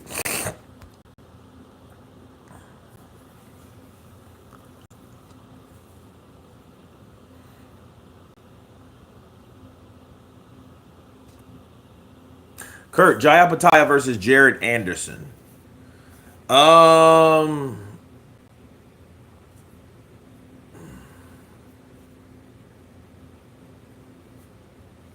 I mean, it's a fight that could definitely happen. You know what I mean? I wouldn't be opposed to that at all. Because it's like either... The thing is, again, people, you have to keep in mind, Jared Anderson is a guy that's in recovery. And we don't know how mentally stable he was in anyway. Because, he had that breakdown with Roy Jones. And at that point, then given all that trouble he got into with weed and booze and guns and weed and booze and guns and high-speed chases and shit like that, take that into account. You wonder, okay, where is his head at mentally? What is he trying to do? How strong is he? Then he gets beat by McCauley. Then he has a child. The child's supposed to mature him. He comes back. Finally, he has a fight. The fight was media to mediocre. A lot of moments of mediocrity in that fight. Then you got someone like Jaya Pataya that's knocking people out. Undefeated dude, just taking their head clean off. He's fighting another guy in the Gold Coast.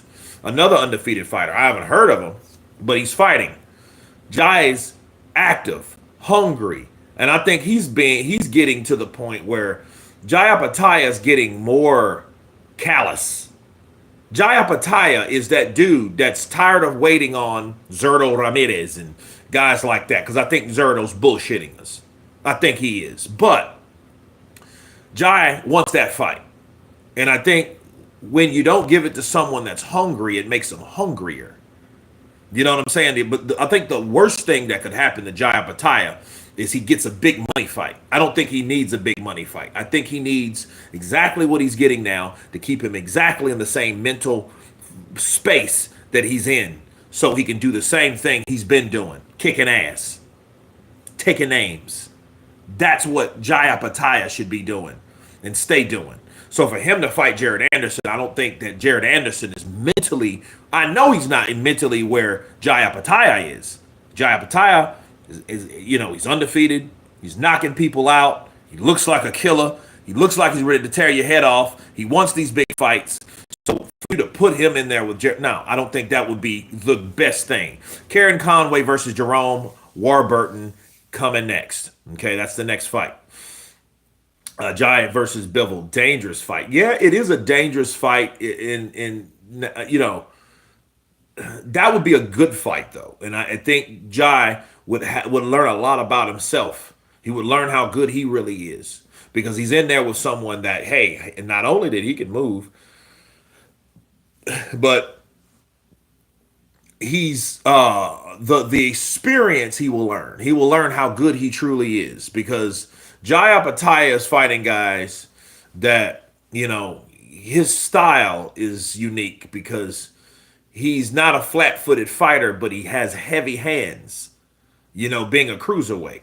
So yeah, he's gonna need that flat foot. I mean that mobility when he goes to the heavyweight division. But if he fights someone like Dimitri Bivol also has that ability, if not better ability. So it's almost like when Tyson met Alexander Usyk.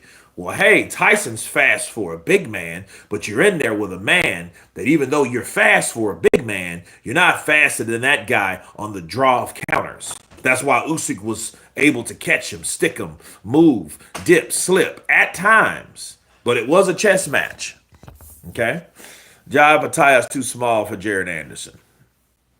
Jared Anderson is a 230-pound guy, though, 6'4". You know what I mean? Jai Bataille would be, yeah, that is a good point. That is a very good point. Brandonio TNL, counterpunch to you. Because, I mean, that's 6'4" compared to like 6'2". You'll be looking up at Jared Anderson in a sense. And because, Jai Bataille is what, 200 pounds flat, wet? Yeah. Mama Lou says, yes, he can. Gotta try. Isn't Jai Bataille too small? Kurt, non-biased in boxing world representing UK boxing. The gaming circle, counterpunch to you in the building. Yeah, man, I don't care about any of that shit, man. I don't care about, like, boxing overall is boxing overall. In fact, I think we should all bring it together because, the across the pond wars, I think they're played out. The arguments have been made. The fights that either happened or didn't happen. You know what I'm saying? That it is what it is. Mama Lou, yes, you can. He just gotta try. Yeah, well, but Jai Apataya though, he can still punch, and I think someone that can move like Jai Apataya will still give Jared Anderson some issues, especially if Jared's not where he should be mentally. He just needs more fights too to even talk about that fight. Jared Anderson versus Moses Atoma would make a better fight because of the weight class they're both currently in. Jai Apataya, people, is still a cruiserweight. We weren't saying this shit about Alexander Usyk 7 years ago. We wasn't. 6 years ago, we wasn't talking that shit about Alexander Usyk. Alexander Usyk was a cruiserweight that was beating guys like Bradus and knocking out guys like Tony Bellew when Tony Bellew was on the top of his game, was at the height of his career because he just upset David Haye twice, back to back, and then he comes in and with Alexander Usyk to take on Usyk for all the belts to become an undisputed cruiserweight champion. But he didn't. He came up short in a very good fight. But we weren't talking about Usyk going to heavyweight. See, Usyk has paved the way for these guys when it should have really been Holyfield, but it's been so long than someone that it's been so long since someone has been successful doing it. James Toney, Roy Jones Jr. Roy did it once, went his ass back south, right? He pulled a Javante basically. James Toney went to heavyweight, but James Toney had success at heavyweight, but he did not have the firepower. He had everything else. He just did not have the firepower to stay at heavyweight, to be at heavyweight, to just, to be successfully, successful at heavyweight. He just didn't have it. Okay, because I mean, even when he fought guys like Samuel Peters, the hard hittingness, hitting guys like, hitting, he was countering Peters, but the punches wasn't there. The firepower wasn't there. So, Kirk, can you say the following sentence? I can't, no. I don't know what that means. Boxing would be where it is today without America. Boxing wouldn't be where it is today, though, without America. I mean, I think everyone has put contributions in the pot of boxing. You know what I mean? Because if you think about boxing overall, look at it in the last 20 years. Hell, it's 2025. Let's go back 15 years. We can go back 10, but let's go back 15 because that makes it fun. 15 years ago, this made it 2010. 2010, heavyweight boxing was pretty much dead. And heavyweight boxing compared to boxing, how did heavyweight or the lack of heavyweight boxing affect boxing overall? It affected it a lot because we didn't have the heavyweight fights that we normally are accustomed to seeing. We didn't have the Tysons, we didn't have the Lewis, we had the Klitschko's, but the Klitschko's were not American. The Klitschko's were boring. The Klitschko's were very mediocre. They were successful, they were strong, tall, powerful, but their style stunk. Let's be real. Vitaly was a little bit more aggressive. Vladimir was a jab and grab fighter that people got sick of. And people got sick of him because he did and showed us the same shit. Even if he got the knockout or not, or the knockdown, didn't matter because people were sick of seeing him do the same stuff. And since people were sick of him doing the same stuff, people got tired of heavyweight boxing because it's like, okay, nobody's gonna beat these damn Klitschko's. Chris Bird did a little something, right? But Chris Bird, he didn't have the firepower. He was a smaller heavyweight. He was elusive. He was quick. He was a southpaw. He threw punches in bunches, but he got beat by Vitaly or Vladimir, one of them. I know he beat one by a technicality, but the other one beat him because the Klitschko's had contracts that were uncanny. Those contracts were like, look, hey, you fight me, Vladimir. You beat me, Vladimir. You got to fight Vitaly. And it's all in the contract. And you're like, okay, what the hell is this? I beat one brother, then I got to fight the other brother? People got sick of that. And since people got sick of that, they were like, look, listen, this is what happens. Boxing in the heavyweight division, let's go ahead and cut off the interest. And it helped based on the fact that HBO, Showtime, guys like that, when the Klitschko's were televised, the commentary was horrific. But was it credible? Yeah.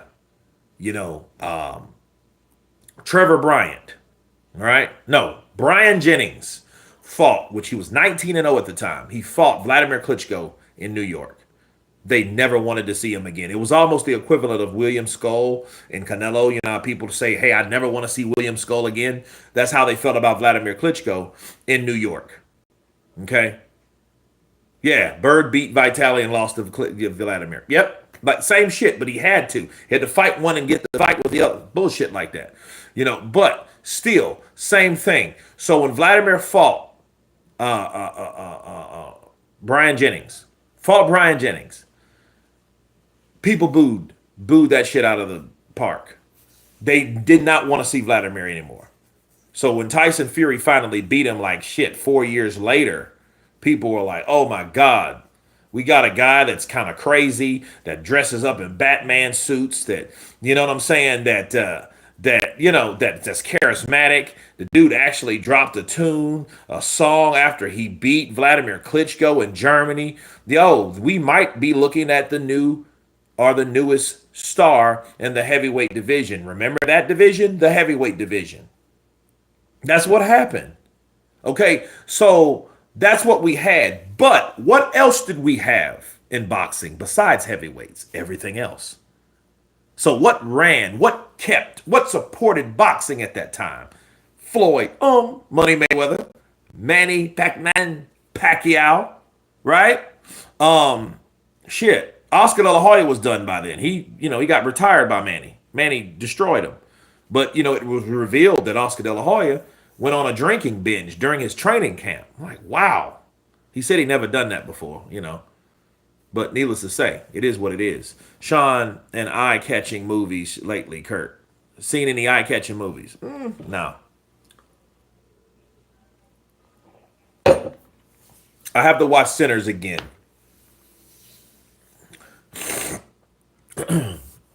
Lewis should have been beaten. Lewis should have beaten Vlad, then retired. Well, that would have made sense if they had that type of contract, but unfortunately, they didn't have that type of contract with the undisputed heavyweight champion of the world, because I don't think Lennox Lewis would have signed that shit. But to be fair, Lennox Lewis said that was his last fight. So it wasn't like he was going strong until he ran up on Vitali and he had that scare and then he got out of the sport. Now, he already said he was going out of the sport prior to fighting Vitali Klitschko. So in defense of Lennox Lewis already said, this is going to be my last fight. You know what I mean? It just unfortunately happened the way it did happen. Okay. So, shout out to Lennox Lewis. Big up England. Big up. Vlad not beat Vitali because Vitali, it's a wolf in the ring. Where is the rematch, Mr. Lewis?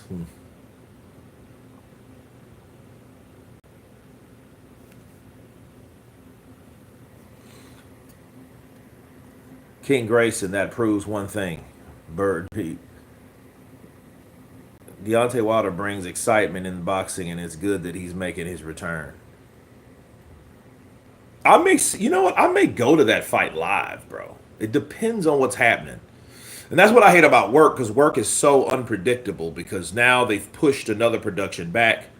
So it's almost like, okay, you get a good momentum going and you get videos going, and I'm trying to change the format of the channel, doing more shorts, and because shorts are actually where people are going, which sucks for money, because people are dying, bro. People are hurting. You know what I mean? Because the videos are what makes the money. Well, if people stop watching the videos and they start only viewing shorts, that's crazy. You got 10,000 views from a short. So what? You make 15 cents? No, bro, you can't make it from that. My boy Deontay Wilder had to come save heavyweight boxing. King Grayson. Deontay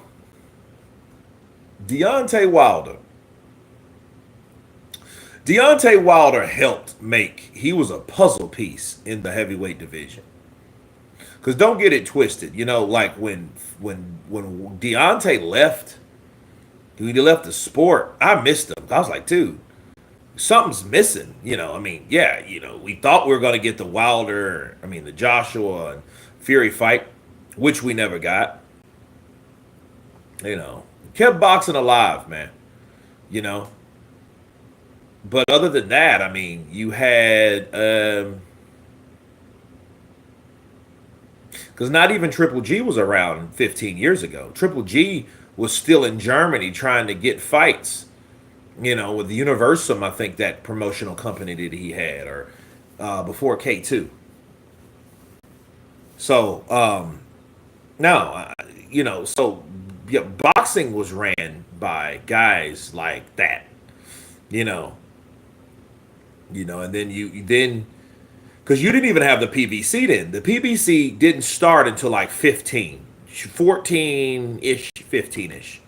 You know, now you still had fights though, probably like 2014, 2013. Yeah, 13 you had. Let's see what Dave Allen's talking about. The White Rhino in the building. Great to see you. Told me earlier this week you don't tend to think about the fight until you're here at the venue, waiting for him not to make your move. Now you are here. Can you give us a little insight into the mind of Dave Allen? Yeah, just switch on very soon. You know, we got on the job things, start to get a bit more real look at the venue. It's a nice venue. Yeah, I've done this 32 times before. The third headline. Getting the nice thing, production. See what's happening. Many thought you won the first fight in Saudi. What do you believe you can do differently to leave, no doubt? Let's give it away. I mean, that's all it's about. It's been respectful. It's really... Yeah, I don't like that. I'm going to tell you why.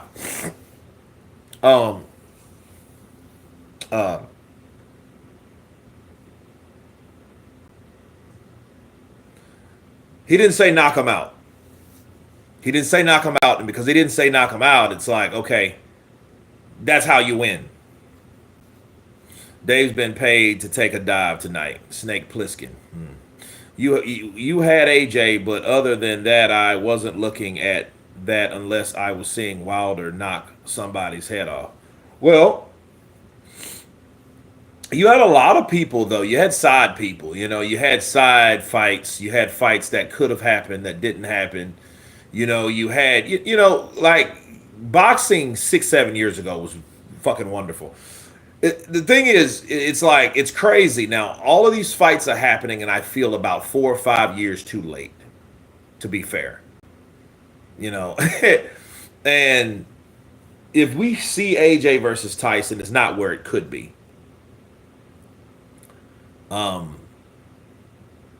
But yeah, you did have guys like Adrian Broner. He was up and coming, up under Floyd, and you know all that. You had TMT. You know, he had their own stable of fighters and stuff like that. AJ didn't save heavyweight boxing either. David Haye did. He was the one to bring big pay-per-views to Europe, and Fury dethroned Vlad.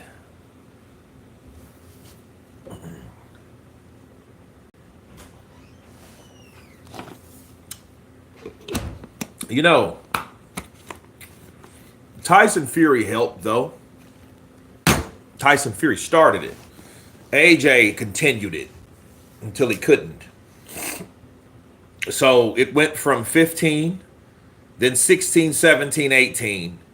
That was all Joshua. So by the time Fury came back into the picture, Fury had to lose a bunch of weight, get over demons, probably detox more than likely. Doing all that at the same time. Meanwhile, AJ was making millions of dollars a fight. AJ was selling out Wembley. AJ was beating Vladimir. AJ was doing those things, not Tyson. You know, so, you know, AJ had unified the division except for the WBC. You know what I mean? So, yeah, he continued it. You know? I wasn't looking at none of that garbage. AJ had dangerous fights. Tim Witherspoon, a wasted talent.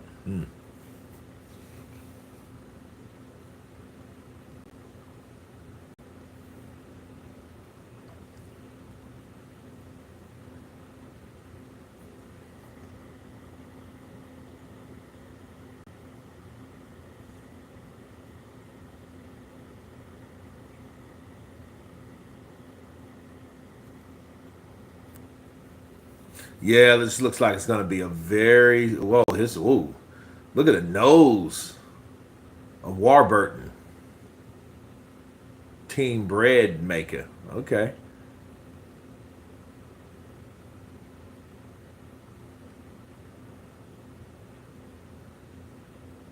That was a good left hook.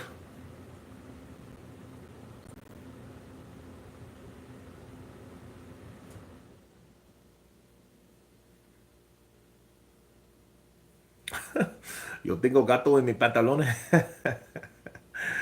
Okay.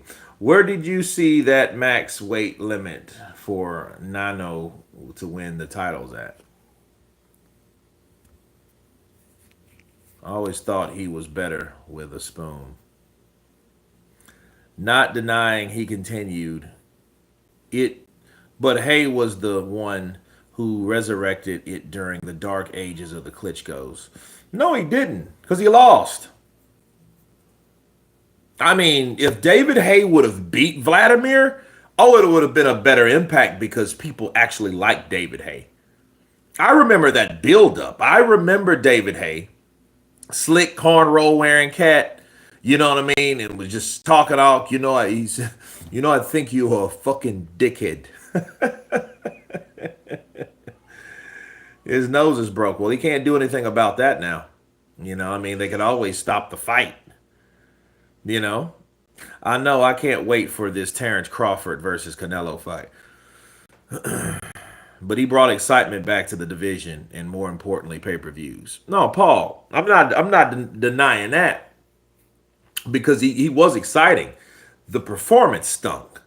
It was almost like, okay, yo, you're fighting just not to get knocked out. That's what you're doing. You're fighting like, hey, I don't want to get knocked out, so I'm not going to engage. And that's pretty much what he did. I mean, Vladimir was just too tall. The punches that he threw, he couldn't land like he normally did. Like, this ain't Derek Chisora here. Okay? This ain't him.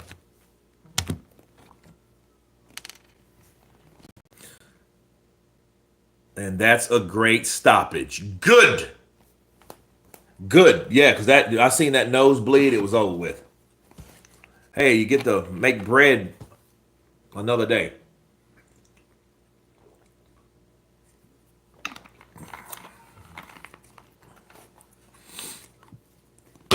So,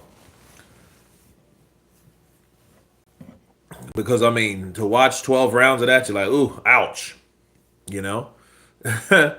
Conway getting KO'd in this round. Told you. Snake Plissken here. Metal Gear. Bro, I played Metal Gear, bro, for hours on end. Just love Metal Gear. Like, Metal Gear is that type of thing you want to do, like in the middle of the day between like 9 a.m. and like 3 p.m. Like I beat Snake Eater, and Metal Gear Snake Eater. Yeah, buddy, Snake Eater was dope, bro. That was probably one of the best. I mean, Peace Walker was pretty good too. That was pretty good. I mean, they're all pretty good. And what made the Metal Gear series different, like each time? Oh yeah. They stopped it. It was. Oh, he was killing to the body. Okay, they threw the towel in. Good.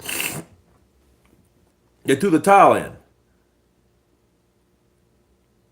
Ooh, yeah, that hurt. That hurt. That's that liver shot. That's that liver shot. Bow. That liver shot did it right there. Oh, then he kept me. Look, he kept wearing man, and then it's almost like, dude, stop hitting me. Stop hitting me. He started swinging back because he was getting hurt. And then the dude was like, dude, I'm feeling like you're bullying me. Leave me alone. Bow, bow, bow, bow. Yes, Kurt just jumped on. Gotta use this phone as I've paired my phone to the TV to watch the bigger TV, and what a finish with Conway. Yeah, man, that liver shot was good. That was a classic shot because it made him stop. Bars. It's from the movies Escape from L.A. and Escape from New York. Snake Plissken. Yeah, but it's also from Metal Gear. It's crazy that they our Escape from New York though was so slow that, bro, that movie was one of those early movies in the 80s that were just so slow that you would just be like,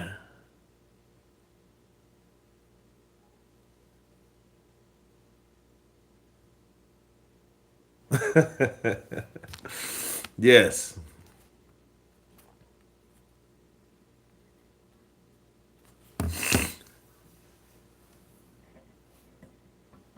That dude was pissing me off with all that holding. Well, yeah, you mean the fight before that? Yeah, it was, but it was a shutout, and it was crazy. You know, I mean, a lot of times, you know, these fighters they do enough just not to get knocked out. But you know, if you're gonna lose, ultimately, I'd rather like let me see if I can knock you out before I hold you for 10 rounds. That's just stupid.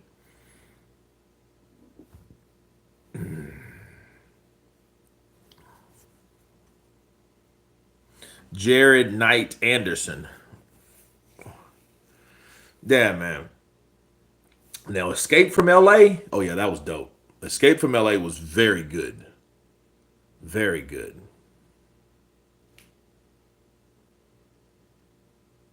Yeah, oh boy, yeah, he looks disappointed, bro. I mean, he got hurt, man. He got his nose busted open, and then he got hit with a liver shot. Oh yeah, he's crying. Yeah, he's upset, bro.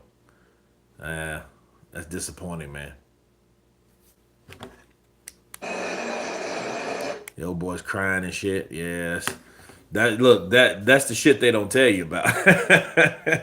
When you get your ass whooped in the dressing room and you're busted open, you know what I'm saying? That's the shit they don't talk to you about.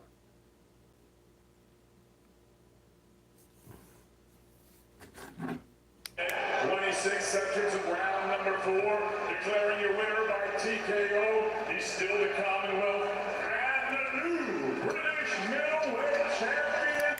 British middleweight champion in the building, peeps. Let's hit that like button. Let's hit the like button.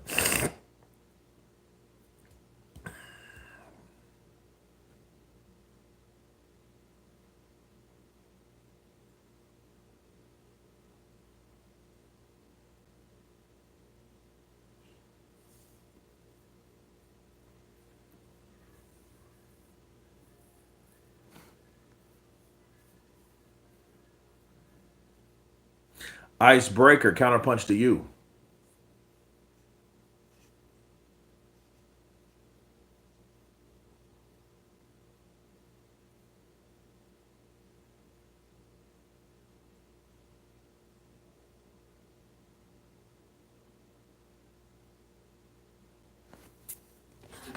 The emotion of the defeat, we always congratulate the winner. Sometimes we forget the loser sometimes. Yeah, listen, he's put his heart and soul and life into that camp, and you can see how much it means to him at the end.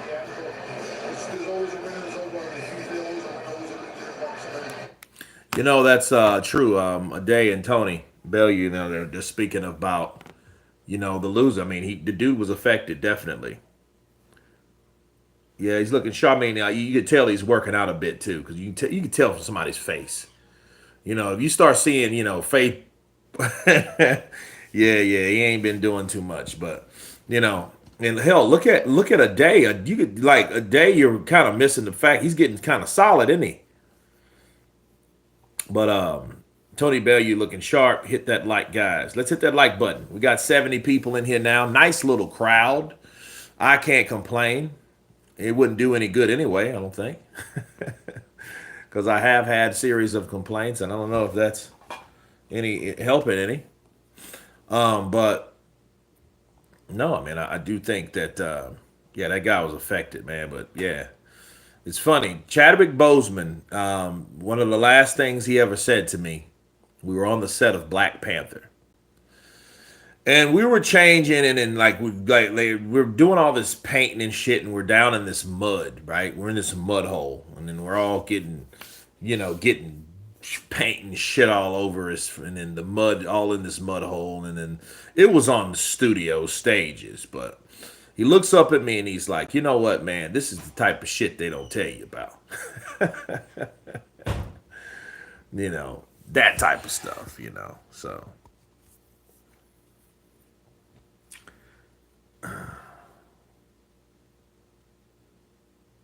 Tony Bellew is going to make some type of comeback. I'm not sure with who. Nah, not at 40 years old. He ain't. Tony Tony Bellew's making this commentating money. Him, Sean Porter. Who else is over there? Carl Froch. They making that commentating money. You know what I mean? He making that commentating money. So it is what it is. Jesus Christ, Tony looks fit to burst out of his suit. I mean, yeah, he's doing it. You look, Tony Bellew, man, and you have to remember too, Tony Bellew got that Hollywood money too. So he got that Creed 1, 2, and I think 3. He was in all 3 of them. And because he was in all 3 of them, he's getting residuals for the rest of his life for those type of movies. And what people don't understand, residuals get smaller over time, but you get them forever. That's what people don't tell you.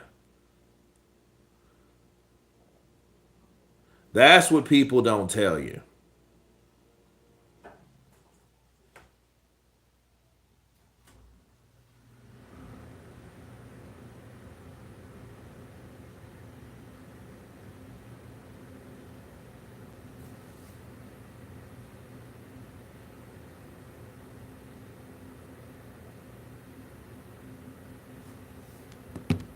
Who's your favorite boxer ever? Probably, I don't know, man. Ever? That's so... You can only pick one? You know? Tony retired since Usyk fight. He ain't coming back. He is good making back by commentating without getting hurt. Bro, if you're making 10, 15 racks a fight to commentate a fight, especially if you like to do it and you're getting that type of money to do it, yeah, you're good, bro. Because I mean, imagine if you're getting like $10,000, $5,000 even, 5 to 10 grand commentating, if not more, and you're doing that 7, 8 times a year. You're good.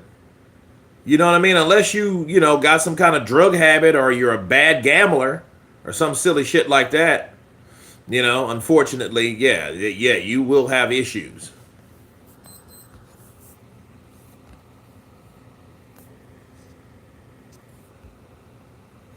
He said it's easy. Lennox Lewis. Kurt versus Denzel Washington in a boxing match.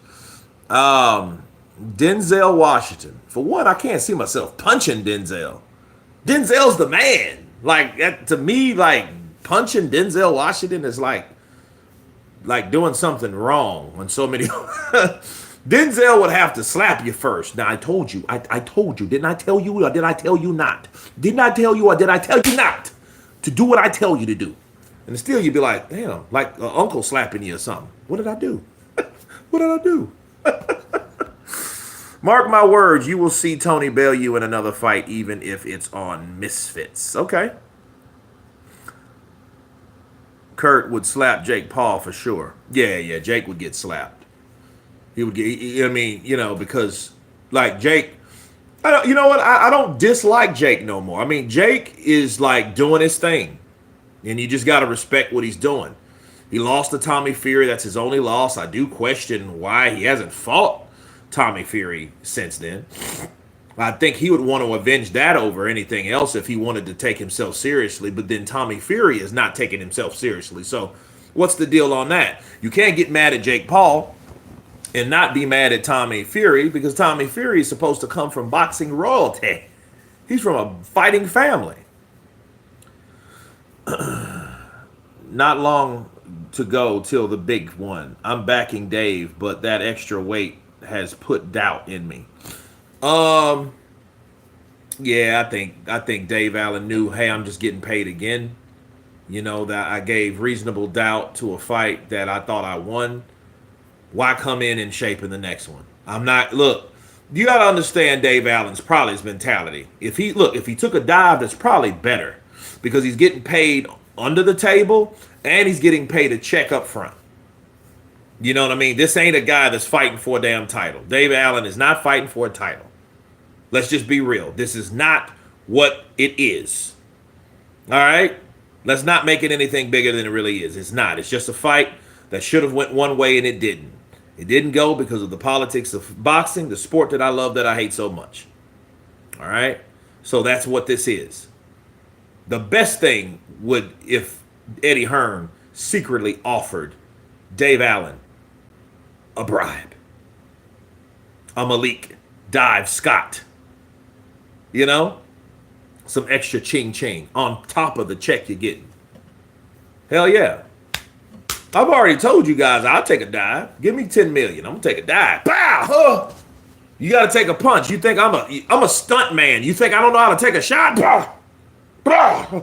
They're like, dude, this dude's mouth trembled. No, I know how to take a shot. That's why. You dummies. I know how to take a punch. You know what I mean? It's going to look real, too. Pow! Would Kurt get knocked out? Yeah, Kurt with 10 million. See you guys in Rio. What's up, fight fans? This is Kurt DeVille with Counterpunch Boxing News, live from Rio de Janeiro in the building. Yeah, millionaire. Where? Probably Rio. No. I'll probably be in Baratijuca. Baratijuca. Oh, that's probably where I'd be. Equalizer, most movie decent. I respect the hell out of Jake Paul for what he's done. Tommy Fury fighting bums, 6-rounders. Yeah, I mean, so you can't get mad at Jake without getting mad at Tommy. That just doesn't make sense. How'd you score Eubank Jr. versus Ben? 7-5. 7-5. You know?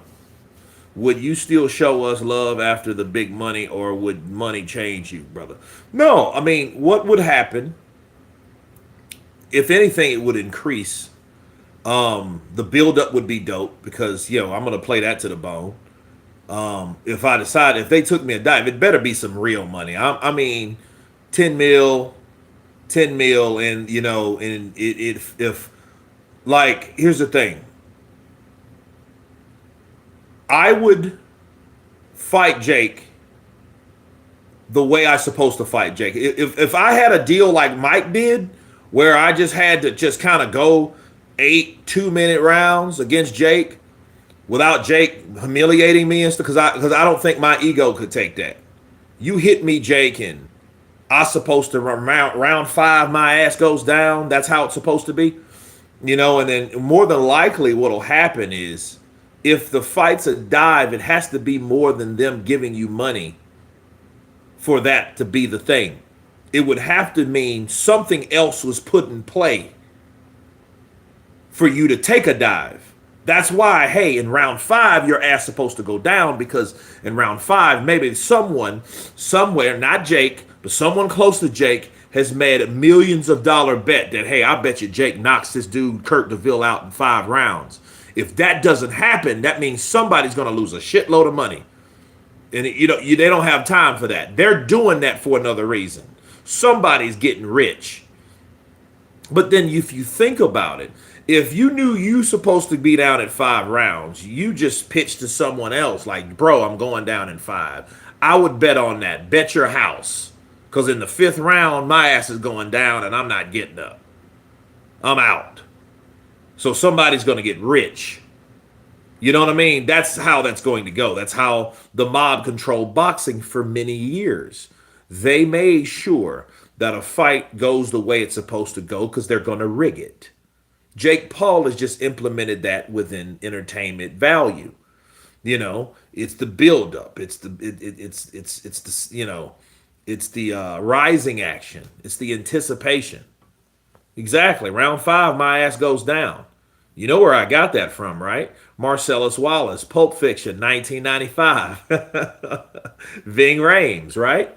Yeah. Kurt, you misread my question earlier. I was asking, what max weight class do you think?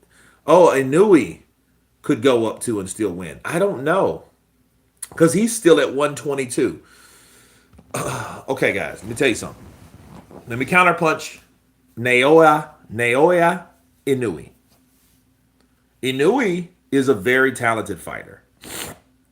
But I have to inform you guys. Inoue will eventually be knocked out. Probably, if not at 126, definitely at 130. Somebody's going to knock him out. Somebody's going to hurt him because he's moving up to these weight classes that 26 might be his limit. Maybe. Inoue will be... He's good. He's very good. He's very entertaining. But so is Chocolatito. Remember Chocolatito? Chocolatito Gonzalez was a guy that everyone loved, respected, admired from being a smaller dude.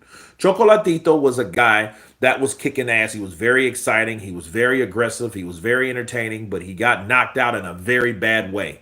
Run Van Sai knocked him out cold.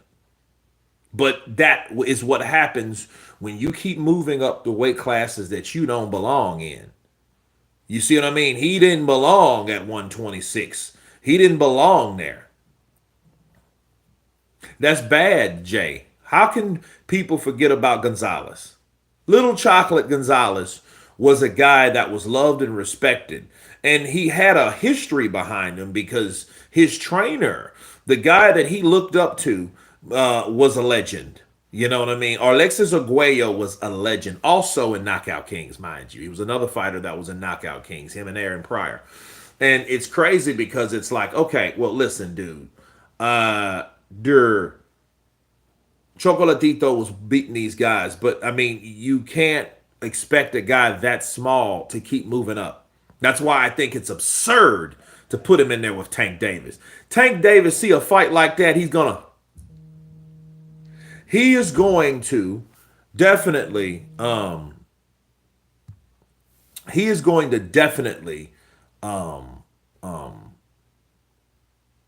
knock out someone like it. And it would be unfair, and people will hate him for that. But understand, that's easy money. You're fighting someone 3-4 weight classes smaller than you like that, and it's bad. It's bad on a lot of levels, After everything he did, the boxing world has a short memory. It's going to be shorter with shorts. Shout out to Mr. Zane in the building. Agreed. That's what I said to some dudes. Inoue gets too thirsty with the aggression, then gets clipped with something he can't see. Eventually, and the punches are going to be heavy because they're going to be from bigger guys, and the bigger guys throw bigger punches, and the bigger punches do more damage, and the more damage will put you out on your ass, guaranteed. Shout out to Zane for that love, that super chat. You guys get like Zane in the building. You can see Tank Davis smile from Saturn. That dude will see that fight and look at it. I'm going to get $10 million. I'm going to knock his ass out. Yeah, because he knows he's going to do shit like that. And it's bad because the crazy thing is, the crazy thing about that is, that's exactly what Floyd wanted to do. See, Floyd, Pretty Boy, wanted to show people that type of shit back then. And I mean back then, this is probably 2000, 2001. No, yeah, 2000, 2001. He wanted to fight Princess Ahmed. He wanted to fight Morales. He wanted to fight those guys that he was bigger than, right? Even though he was a smaller dude. Tank ain't a big dude, but he's bigger than those guys. Just like Floyd at 130 was bigger than who? Guys like Princess Ahmed. Guys like the featherweights of the time. Even like you had the 122s, the 126s. Those guys had their own competition down there. Those guys had their own steam. Those guys had their own fights that could be made. They had their dancing partners. Floyd wanted to be one of those dancing partners. He wanted to. But guess what? He wanted him to come to 130. He didn't want to. He wanted to catch weight, because I remember him saying that. He was like, I just want to fight. I could we can bring Princess Ahmed in. We can meet at 128. I'm 130. He's 126. So we can meet at 128. Have us catch weight. And then Larry Merchant, he's not gonna want to fight you, Floyd. Things like that.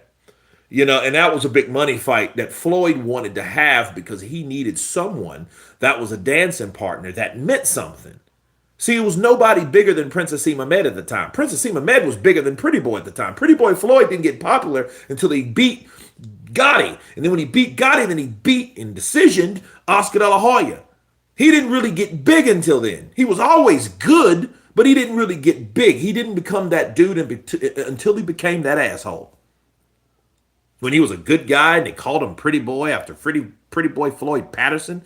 Listen, nobody cared about Floyd. Nobody cared about Floyd.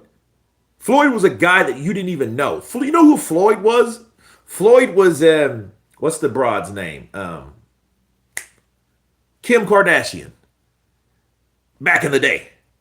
That's who Floyd was back in the day. Floyd was Kim Kardashian back in the day. When you remember you had Paris Hilton and everybody followed her and the Richie girl around, and they all did blow and partied and spent money, their family's money, and they always got into trouble and this, that, and the other. And people, even Kim was hanging out with what's her name, Hilton Paris. Nobody knew who she was. Floyd was the same way. Floyd was a fighter that, yeah, if his dad used to fight, but his dad wasn't big enough, honestly, to be known through his son. So his son pretty much made his own name.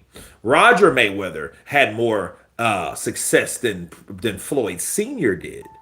Understand that, right? So when that happened, Floyd pretty much had to make his own way because we still were admiring guys like Leonard, guys like Hagler, guys like Hearn, guys like Duran, guys like Tyson, guys like Roy, guys like Oscar De La Hoya, guys like David Reed, guys like Fernando Vargas, guys like Arturo Gatti. Everyone was over Floyd. Floyd was not a known commodity at the time. He wasn't. He got robbed at the Olympics. His name wasn't big enough for people to give a shit. They cared about Roy Jones, but they did not care about who. They didn't care about Floyd because he wasn't a big enough name because his daddy wasn't a big enough name. Hold on a second.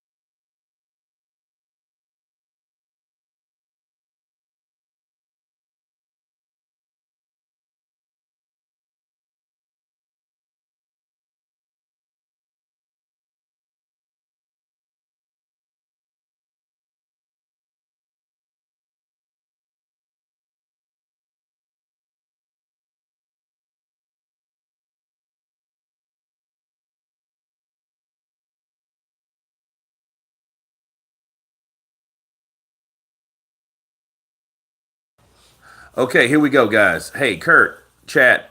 Kurt in the chat. I hope everyone is doing good. I hope Inoue says 126 is the highest weight he will go. Sorry to burst everyone's bubble with the recent interview. I mean, yeah. I mean, I think.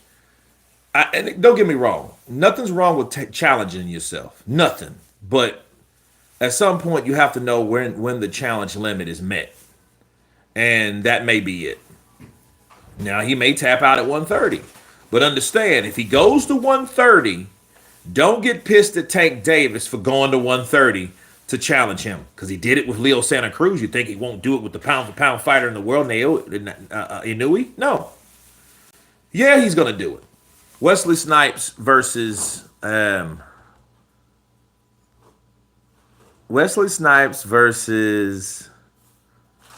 Michael Jai White. For one, that's a different weight class.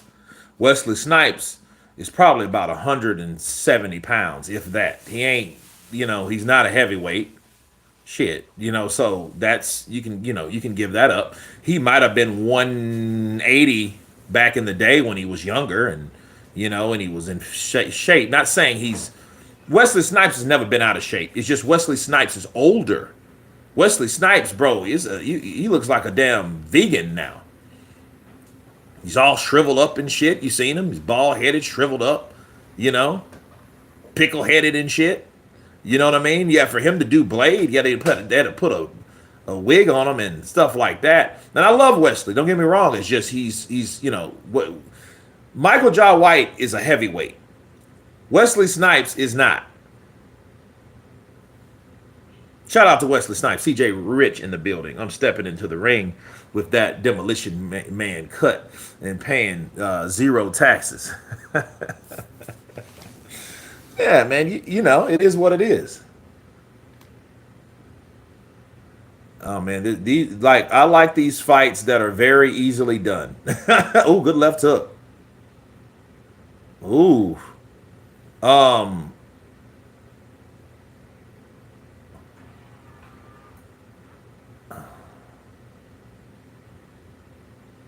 Ladard has some heavy hands. You could already tell. I don't know. Oh man, that was a weird. This dude was able. He was able to punch a guy from under one hand and land with an uppercut.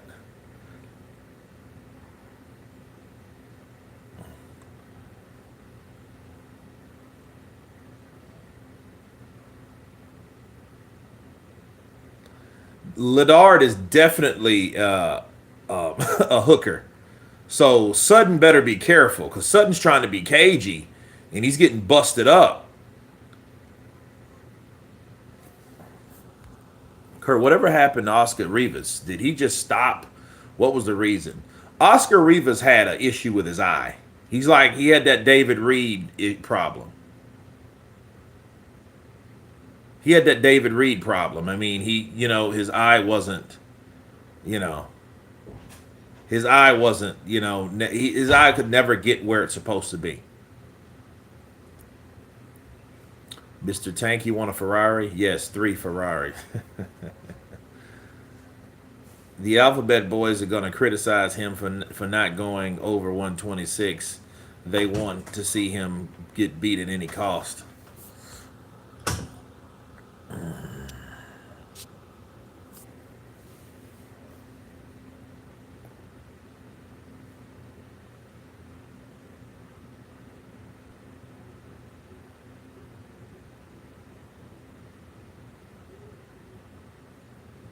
Bit off topic, but it's Colombia a dangerous place to go? It depends.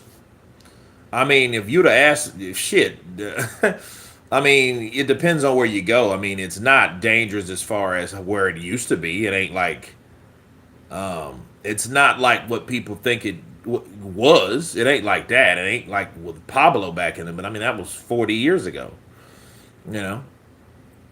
What time is Dave's and Johnny's fight, bro? Well, I think this is either the co-main event or this is the fight before the co-main event.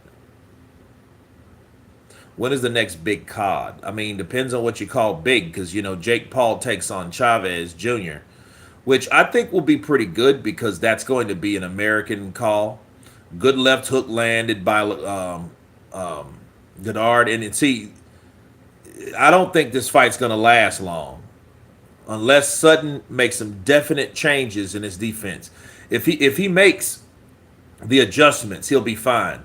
But if you see how he has his hands like this, he's just asking. Yeah, he's keeping it close to the guard now. But when the moment he gets greedy and tries to throw over, look at that left hook, right hand lands for Ladard, and Ladard, you can tell. He has punching power, bro. His punch, you can tell look at that left hook. And that grazed off his shoulder. Good jab from Ladard. Now, Sutton's trying to hang in the pocket and try to kind of hide in plain sight type shit. No, that's not going to work with someone like Ladard. Because Ladard already has your number. If I'm Ladard now, I'm going to try to now go to that body. I'm going to chop upstairs and work that left hook to the body and try to get a liver shot in there. Definitely. I know one thing, Sutton's got some sun, man. Look at his two-tone. That he got milky white shoulders, but his arms are tan. Is this on DAZN in America? Yep. Jake Paul weight bullying again. Yeah, I don't know how much he would be. I mean, but good right hand. And see, look at that. Right hand drops him right there. I told you. Look, yeah, that hurt him right there. Oh, yeah, he's wobbly-legged. This fight ain't going to last long. Then, this is a British ref. British see them legs shaking? Shit, he's going to stop this fight. Yeah, I'm good. That's ego. Look at left hook lands. Watch this, guys. Left hook, right hand. I already saw it, bro. Look, they should throw in the towel because this kid's not, look, right hand chops. Oh, another right hand. Left hook, another right hand, another right hand. Uppercut, left hook upstairs, left uppercut, overhand right. He's not missing this kid. Look, left hook lands. I already seen this fight, bro. Sutton can't hurt Ladard's coming in. He's looking like Arturo Gotti in there. This shit looks like, you know what this reminded me of? It's not as bad, but it's in the same ballpark. This reminds me of Arturo Gotti versus Joey Gamache. This is what this reminds me of. Yeah, watch this shit. I already know this fight ain't gonna last. Watch. Look at that left hook. Watch him, because Sutton's trying too hard. Look, another left hook lands. It's gonna watch. One's gonna hit on the button, and Sutton's got heart, but that ain't gonna save you in shots like this. If he leans and gets the total extent of that left hook, it's lights out for Sutton. Lights out. Look at his eye. Another left hook lands. The best thing for him is to get knocked out. He's doing this. Bro, yeah. He's still wobbly. He's got a farmer's tan and some hideous shorts. Yeah. I'm trying to tell you, dude, and this won't go 3-3. I don't want it to go past that because Sutton don't know when to quit. He has heart. You know what I mean? That's what you want. But then, unfortunately, these are the type of fights. If this shit goes 8 or 9 rounds, those are the type of fights. And if he's taking those type of punches, that's the type of shit that kills people. That's the type of fights that fighters end up coming out. They don't feel too good, feel dizzy, fall into a coma, brain swell, coma, boom, never come out. Look at that. Right hand lands. It dropped him right on. Ooh. Ah. Now that should be rated R. Unnecessary damage saved this young kid. Yeah, bro.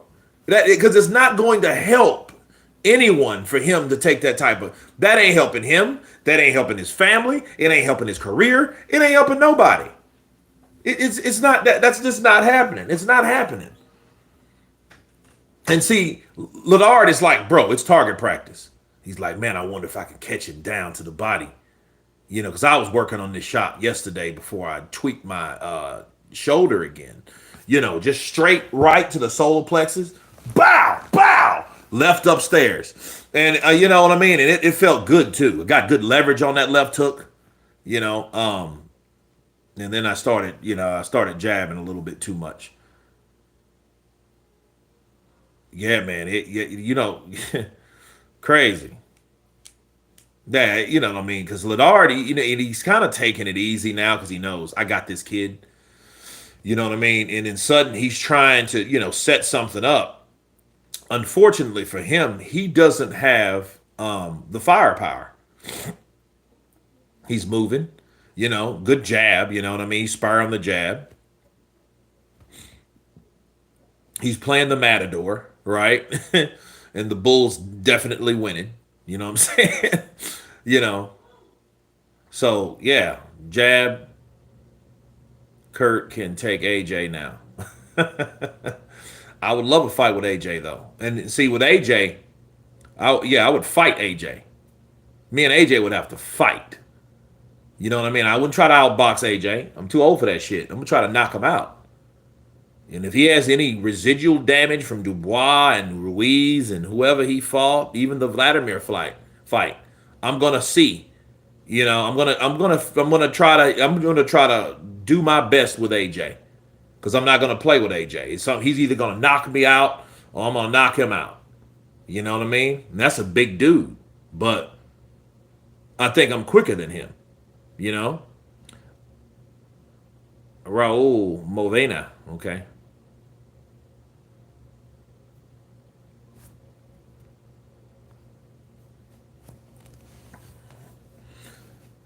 See, Sutton, he's trying to play the long game, and hopefully I guess he hopes Ladard will, gas out. Good jab from Sutton, though. Sutton's coming back because he's not engaging no more. He's just staying back to avoid those inside hooks and uppercuts and overhand rights. Look at that right hand lands. Left hook lands. And then see what happens with Sutton. He gets caught. With Sutton, he gets caught. And he tries to do too much. You know what I mean? He's a little scrapper, but he doesn't have the firepower. I mean, yes, skill. Good jab. good jab, but, you know, has heart. Dude, he's been dropped twice. We need to see Joshua versus Fury, then they can both retire. I guess. I mean, whatever, I mean, if it happens, it happens. But the views don't lie, people. What people see, like so many, oh, the fight's gonna happen, and then it don't. People are just sick of being let down. Think about that. People are like, we're tired of hearing, oh man, a possible fight with Tyson Fury versus Anthony Joshua Wembley. Like, it's tired of hearing that shit. We've heard it for too long. We've been hearing that shit for the last 5 years. And there was supposed to be nothing, I repeat, nothing in the world to stop AJ from taking on Tyson Fury for total undisputed, a total British showdown between two British champions, two-time British champions that are currently reigning and defending, to go in and put it all on the line in Wembley Stadium to have a blockbuster fight. There was supposed to be nothing that stopped that shit from happening, and I be damned, something did stop it, didn't it? Right? So, which we got the trilogy from Wilder and Fury. And the crazy thing was, that was a fucking good fight. You know, because it showed that Wilder wanted to win more than anything. He got his knockdowns in. He got some punches through. He showed heart like he normally did. He showed like, look, don't look, let me get knocked out. He was knocked out. So listen, it was a good fight. It was a very good fight. And then before that, we had Usyk upsetting Joshua, so it wasn't going to happen anyway. You know, so it is what it is. If Joshua would have done his job and beat Usyk, this would have been a different fight. This would have been everything would have been different. There would be no Usyk to be worried about. Usyk may be fighting someone like Bakali now, trying to get back to where he once was. You see what I mean?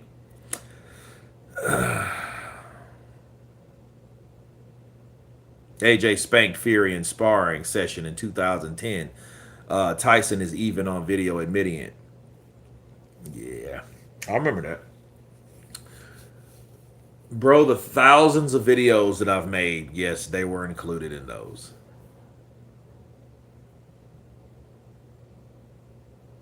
Yeah, I think it's time to, Ladard, I think it's time to get him out because, see, this type of, I don't like this type of fight because now it's getting like, hey, how many punches can I take? Look at Sutton's face.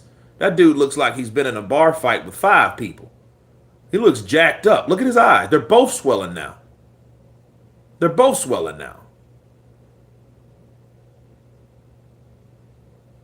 Now he's going to the body. Good choice by Ladard. Good right uppercut by Ladard.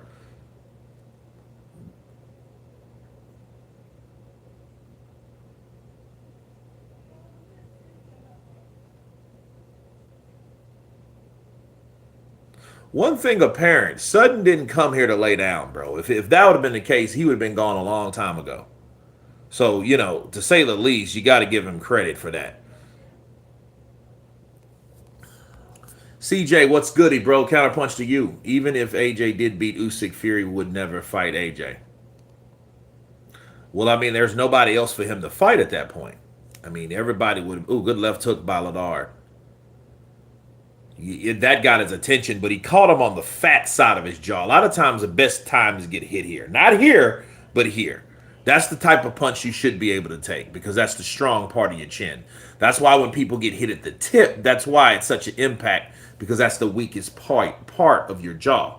Your strongest part is here, right? Bakali was dreaming he beat Usyk. How in the world did Bakali beat Usyk in sparring? I don't know. That's what he said. P on Diddy. Yo, Kurt, who wins, Fischer or Allen? I'll go for Fischer. Fischer's going to win. Dave Allen, I hope, you know, the belly fat didn't do anything, but I think he's prepared to lose.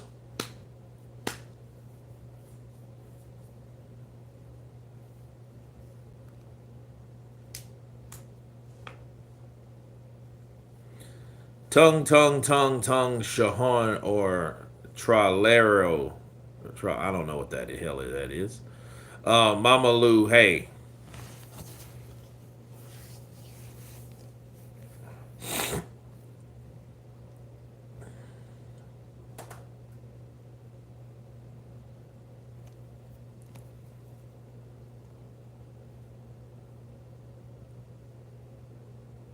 Oh, Tong Po versus Jake Paul. I'm like, who the hell are you talking about?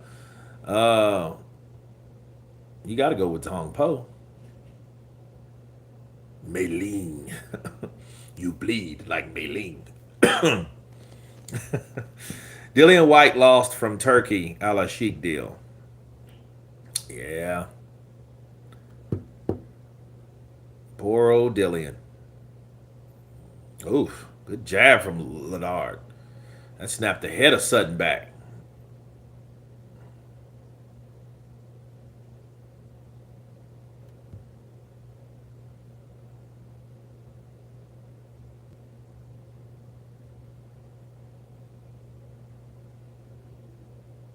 And then what's happening? Ooh, good right hand. Good leverage on that right hand, too, from Ladard.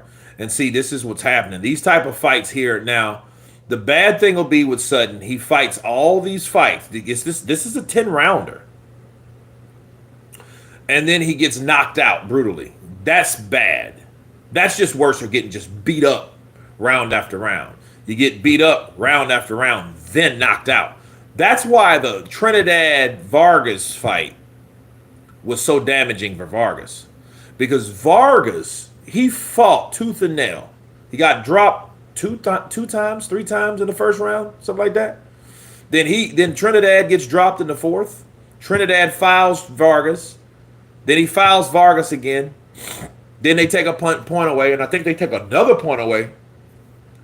And then, but the fight was back and forth. Don't get me wrong. Oh, good left uppercut from Ladard. And Sutton's throwing shots, but his punches are not affecting.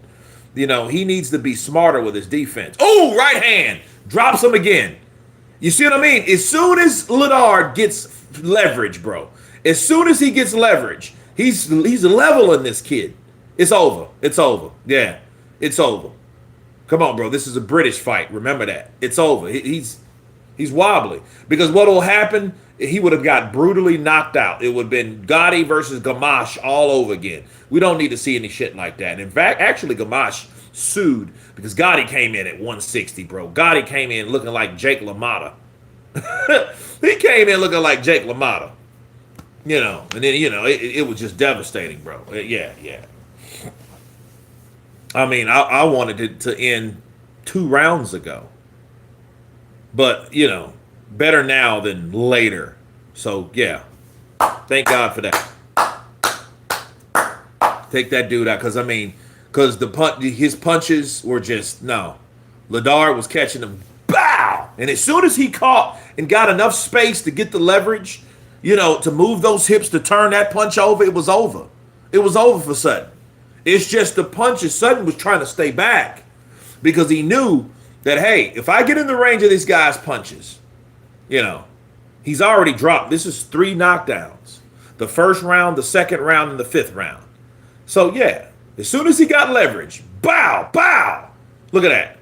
And then, look, that was a left hook and a right hand that hurt him. And Sutton kept on. And he held on. Look at that left uppercut. That left uppercut picked his head up. And see, Sutton, he's a scrapper. He's one of those guys. Ooh, see, he's trying to throw, overhand right, bro. Left hook, bow. He's trying to throw a left hook and gets countered with that right hand. Down he goes. Yeah, that was it. See, again, I'm glad this fight stopped, bro. No. We don't need no more of that bullshit where it could have been avoided. We don't need no more of that. We don't need, see, that fighter, and he still didn't want to stop. You see what I mean? He'll be one of those guys. Look, he's not even stable. Look at him. And they threw the towel in, and he kicked that towel. But, bro, that towel saved your ass.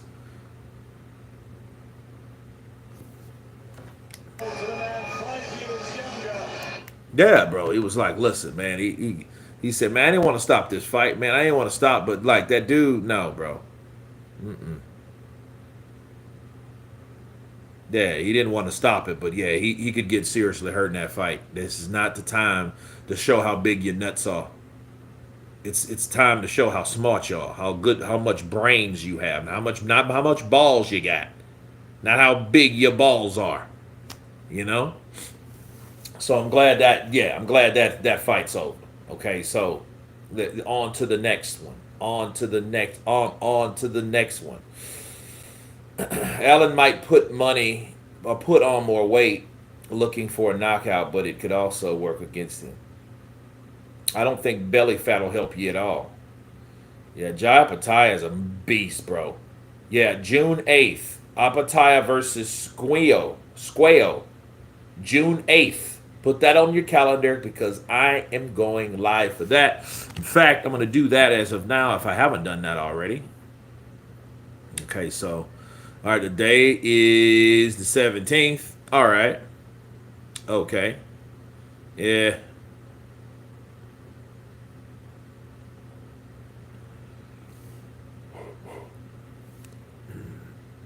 Yeah. So the 8th is on a Sunday, which is our. Yeah. Squeo.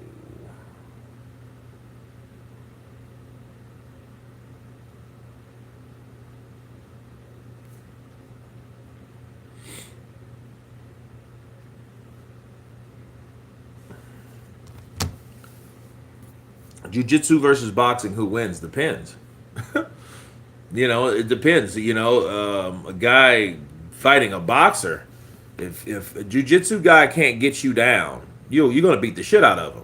You're gonna knock him out because it doesn't take many shots, clean shots. Depends on your power. Depends on how you hit him. Yeah, you can knock somebody out cold, but if he can get you down, he's gonna break stuff. Those are two different arts. Make me last week when Lee Wood's corner chucked the towel in, and the towel actually hit the ref. Taporia versus Oliver. Who you got? I don't know who that is. Apataya is brilliant. Apataya is a beast, man. I like Apataya. He's one of those he's a warrior, and he believes in his power, and I think he's dedicated to being the best. And you could tell, the hunger of a guy, the anticipation, the passion is there. You can tell. Not really. I don't watch UFC like I used to. I used to watch UFC quite a bit, but I don't now. I have enough going on with boxing to deal with UFC. P on Diddy. Kurt, best boxing channel. Love it. Appreciate you, brother. Allen, 7.5 pounds heavier. Don't see that as an issue. Fischer is 3.5 pounds heavier than last time. Anmol Thaipa. Love from India. India in the building. Counterpunch to you. And yours. Allen is 265. Greedy belly, it's over. I can tell he hasn't trained enough. I only watched UFC when Conor McGregor was there, but when he left, so did I. Well, I mean, Conor McGregor was a guy that was marketable. He was entertaining, yeah, he was. McGregor was cool. I mean, the way he, Josie Aldo, yeah, man, the way he took him out was bad, bro. The thing is, jiu-jitsu dude has to get close enough to grab a boxer, which is very risky in a street fight. That ends quick. It depends on how many people are fighting. Well, that's why I never really understood like Steven Seagal movies. Now you look at that shit and you understand that, when you come out of the realm of Hollywood and you understand someone that, hey, I'm a Hapkido expert. Okay, yeah, the manipulation of pressure points, a judo, right? None of those arts are going to really help you in a multiple fight situation. If you're in a bar and you got 5 guys and you're a Hapkido guy, you better be like, you're not going to be able to grab 5 guys at one time. They're going to beat the shit out of you. Whereas you're a fighter and you're a striker, you're able to bob and weave and move and manipulate stuff, and especially when you're fighting more than one person. Just like the movies, it's stupid. Steven Seagal, you go all that, and it's like, dude, the minute you grab one of them, another dude's gonna bit. You're gonna be done, son. You're gonna be done. And that's how I was going. Well, I grabbed one, and I grabbed him. I broke his arm, and then I got broadsided, and that's all I can remember. That's reality. I grabbed one guy and I dislocated his damn collarbone quick. But then as soon as I did that, I felt something behind my head, and I felt another 2 punches, and I can't remember nothing after that because they knocked you the hell out. That's what happened. I'd hit that. Exactly. One guy might kick you in the head while you're grabbing someone. Yeah, just stupid. It just doesn't make sense.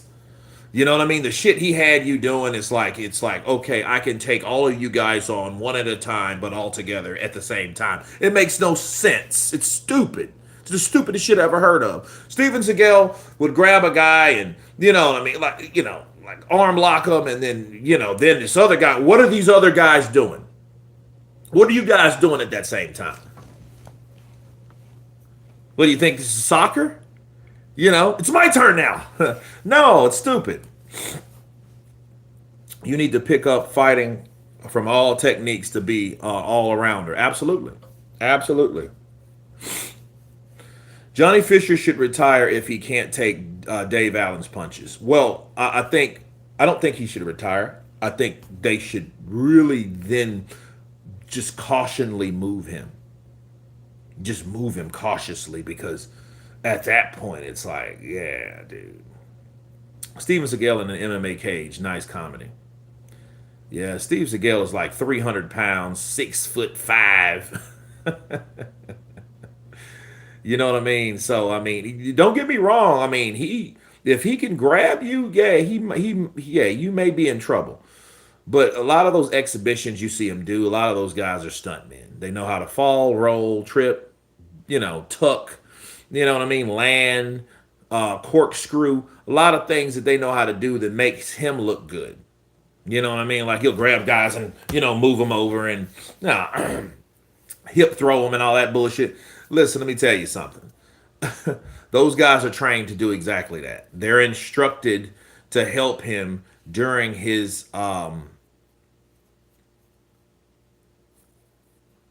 presentation. And that's not the word I was looking for. Yeah. Making Steven Seagal look good. Yeah, they make him look good. Remember when Foreman challenged to go to a fight like 7 years ago? No, I don't. I think Allen put on weight to KO him fast. I don't think so, because I don't think that's going to help him at all.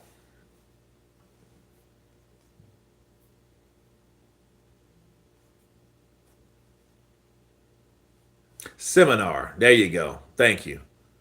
Yeah, he wants to put on a damn seminar, and then that's, they're just there to make him look, watch him do shit that is not really being done like it's supposed to be done, type shit. You know what I mean? So, yeah, I mean, they all get paid and, all that stuff. So, but yeah, P on Diddy, appreciate you, man. Yeah, seminar. That's the word I was looking for. Seminar.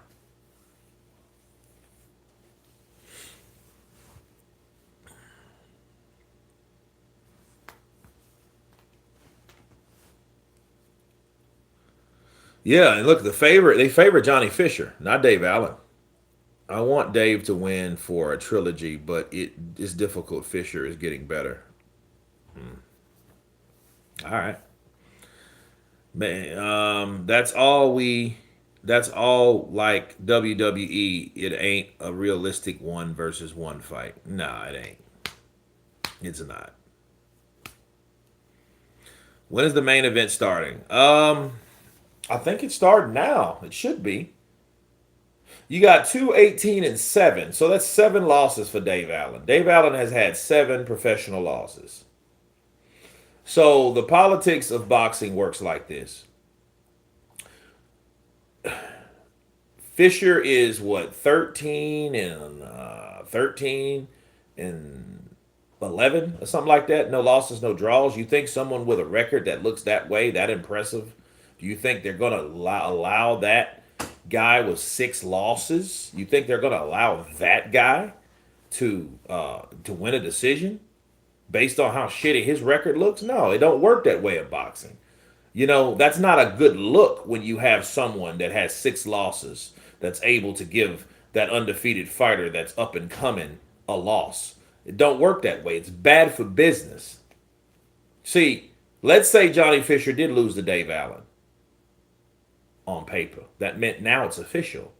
That meant, oh, he got upset by Dave Allen. That affects you on down the line from betting odds and everything else.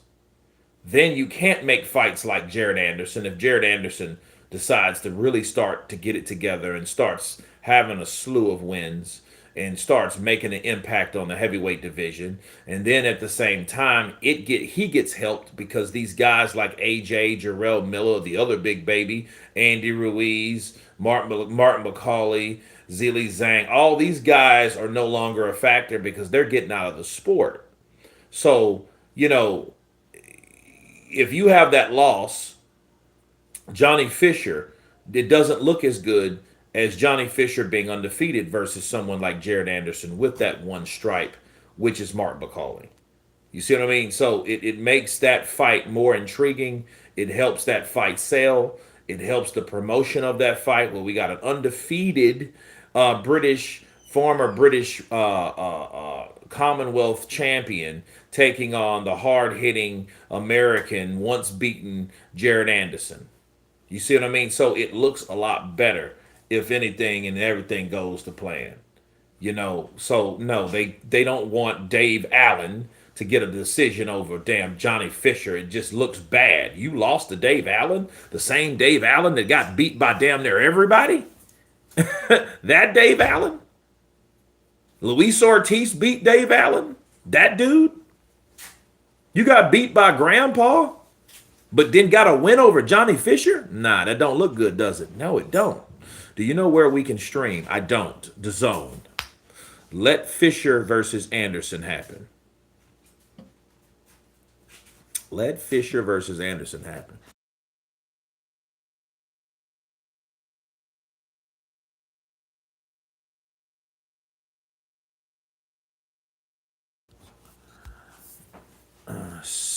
Catterall versus Eubank. I don't know. Why would Catterall fight Eubank? Why is that a thing? Catterall? No, I don't think so.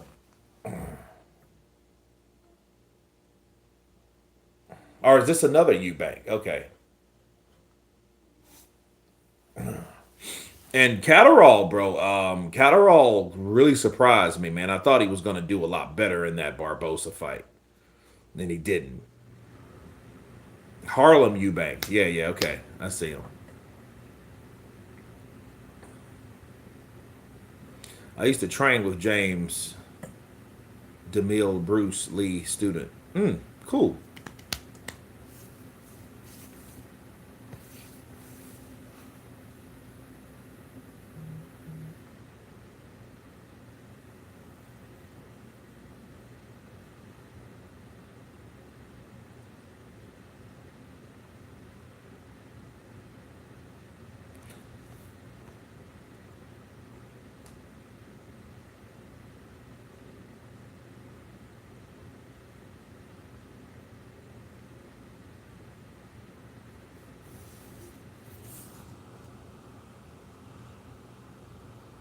Let Fischer versus Anderson happen. Yeah, I think in time. Saturday, the 5th of July, Catterall versus Eubank. Okay. So we got another fight in the midst. Yeah, let's see it happen. I mean, Catterall, though, you know, he dropped the ball on that Barbosa fight. And Barbosa, you know, showed me, he really surprised me. Tio beat him recently, though. Lucky Luciano. Who do you got, CP? Allen or Fischer?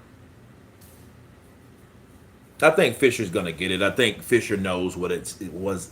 He knows what's at stake. And if he doesn't get clipped or chinned and are hurt too bad, he'll win the decision.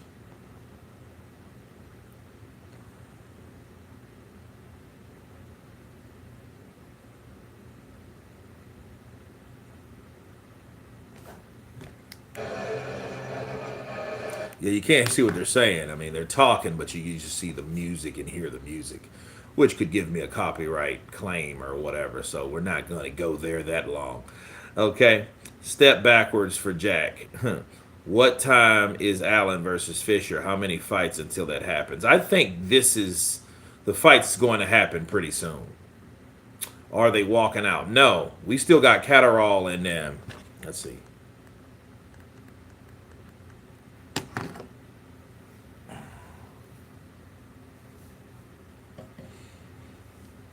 Sean Smith, big up.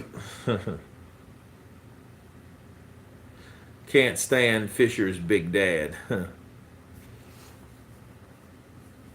You know, though, Fischer, though, is kind of amusing. I mean, he's marketable, too. He's not like a steaming dud.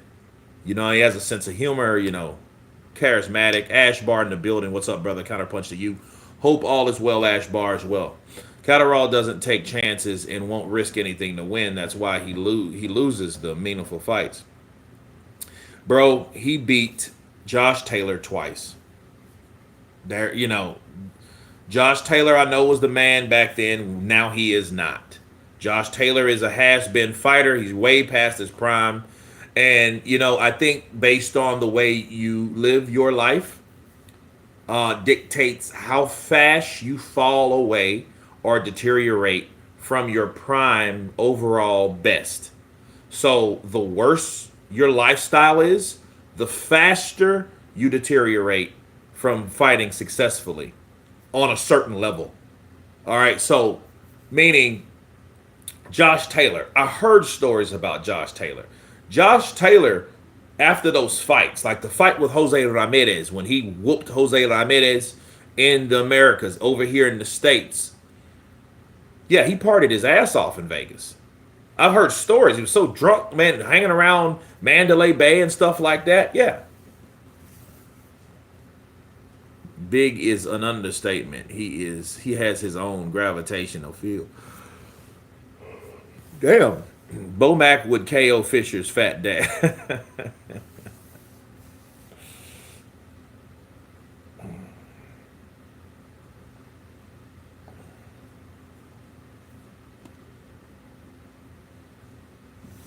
Uh-oh.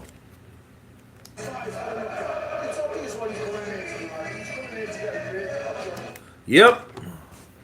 All right. Upcoming next, Fischer versus Allen 2 times, people.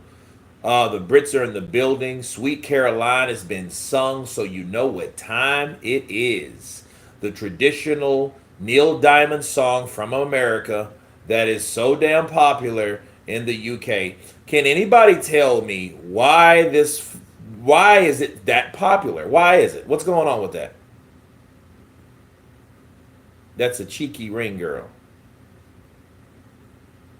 Sup, Big K? Counterpunch from England. Steve Bamber in the building. Counterpunch to you, brother. Kurt, Tim Witherspoon would be a good boxing trainer for Johnny Fischer.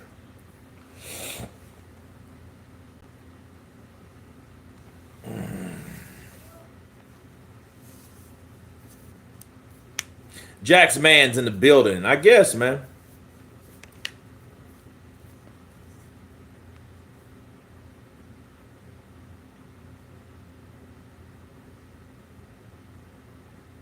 Damn, love that shit over there. Meet Kelvin, Concrete Davis, when he was sparring David Hay, top man. Okay. Lee Morgan, they cut camera away. Oh. Yeah, they suck. Yeah, you can tell some of these camera guys, you can tell where their interest lies. Bars. You know what I mean? Like where some camera guys be like, ooh, booty. You know? Love Sweet Caroline. Yeah. So here we go, guys. They're announcing the main event. Here in the capital. All right. So took a break from my homework for this main event and this stream. What up, Kurt? Julian Falcon in the building. Counterpunch to you, brother. Let's go. Let's get it. So we'll see how this fight takes place. And this was an undercard fight on another fight. So, you know what I mean? This made its own main event. So if this is the last it's going to be between Dave Allen and Johnny Fischer, at least, to say the least, we've got to this point. You know what I mean? Rematch. So, two fights, you know. The first fight was so nice, I had to do it twice. We Brits love American food. Show us pizza, burgers, etc. Okay. Bring on the trilogy. Eubank name, that's all. Plus, he's moving up to 147.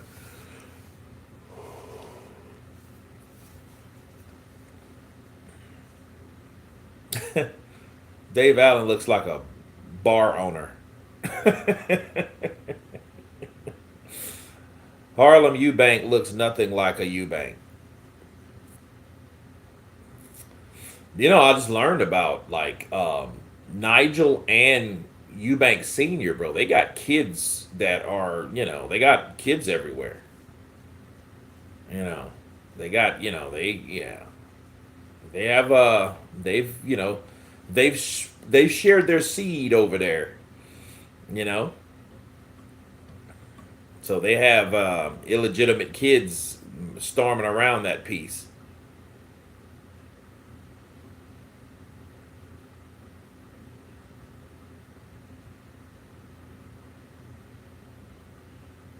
Okay, Dave Allen's coming out first.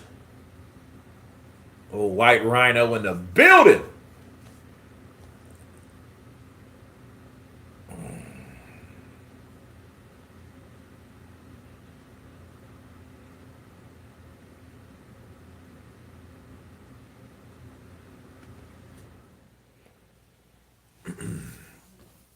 Don't KO, don't ET KO'd Allen. You remember round 5, your ass goes down. Round 5, your ass goes down, people. He said white hippo. Damn, Ash Bar. Tell us how you really feel.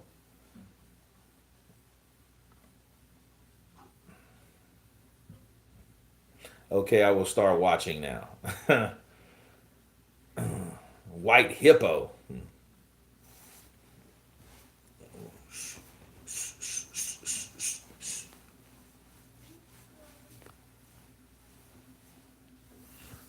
I hope Allen KO's Johnny Boy. Yeah, it would be something for boxing. It just shows you that boxing, it's so unpredictable. That's the thing, the unpredictableness of boxing, which makes it something I love because, you don't know what's going to happen ever in fights. You know what I mean? We can predict something. Sure, there's corruption, but, certain things happen in boxing that you just don't see happening or coming. It's just like, it's like the rules of life, you know? Allen trains at the same kebab shop as Fury. Here's Johnny Fischer coming in. I'm disappointed in Allen. Just can't get motivated enough to get in shape. He's a much better boxer than Fischer, but always has a problem with motivation. Yeah, I mean, I think he likes to party. I think Dave Allen likes to party. I think he likes boxing. I just don't think that he's in love with it. I think he does enough to make a living from it. Or, that's why he keeps coming back and forth because, that quid might get a little light and he's thinking to himself, you know what? I could motivate myself to get in good enough shape to take a fight to win or lose a fight to make some money to get my money right. Bars. That's what I think about Dave Allen. I think Dave Allen parties. I think Dave Allen likes the nightlife. He likes, you know what? He's actually admitted that he used to do a lot of that shit. I think now he's become a family man. So, maybe that's a dad bod. You know what I'm saying? Whereas before he was just a party animal, and you couldn't, again, Tyson Fury and Billy Joe and David Benavidez and guys like that had a wild kind of behind the scenes life outside of boxing. Julio Cesar Chavez Jr. and Senior included, Oscar De La Hoya, Mike Tyson. A lot of these guys, they had a wild lifestyle outside of boxing. William Joppy, like the list goes on and on. Pernell Whitaker, these type of things happen. Fernando Vargas. These things took place with boxers after they won that bout, after they got that check. When they did get that money, when they did get that ka-ching ching, that cheddar, that cake, when they got it, that's the person that they are. I'm the person that results. Who are you when you let your hair down? Who are you really when you take off that mask? Who are you really? That's the question you ask yourself. And as I say that, Johnny Fischer is in the ring, people. Okay. Andy Ruiz. Andy Ruiz, man, had 2 bags of weed and stuff like that. He was smoking like a choo-choo train. And if anybody smokes, if you're a smoker, smoking makes you hungry. A fat man like Andy, you're giving him weed, and he's already got a obesity problem. I just want a cheesesteak pizza with extra onions and extra cheese, mozzarella. Ooh.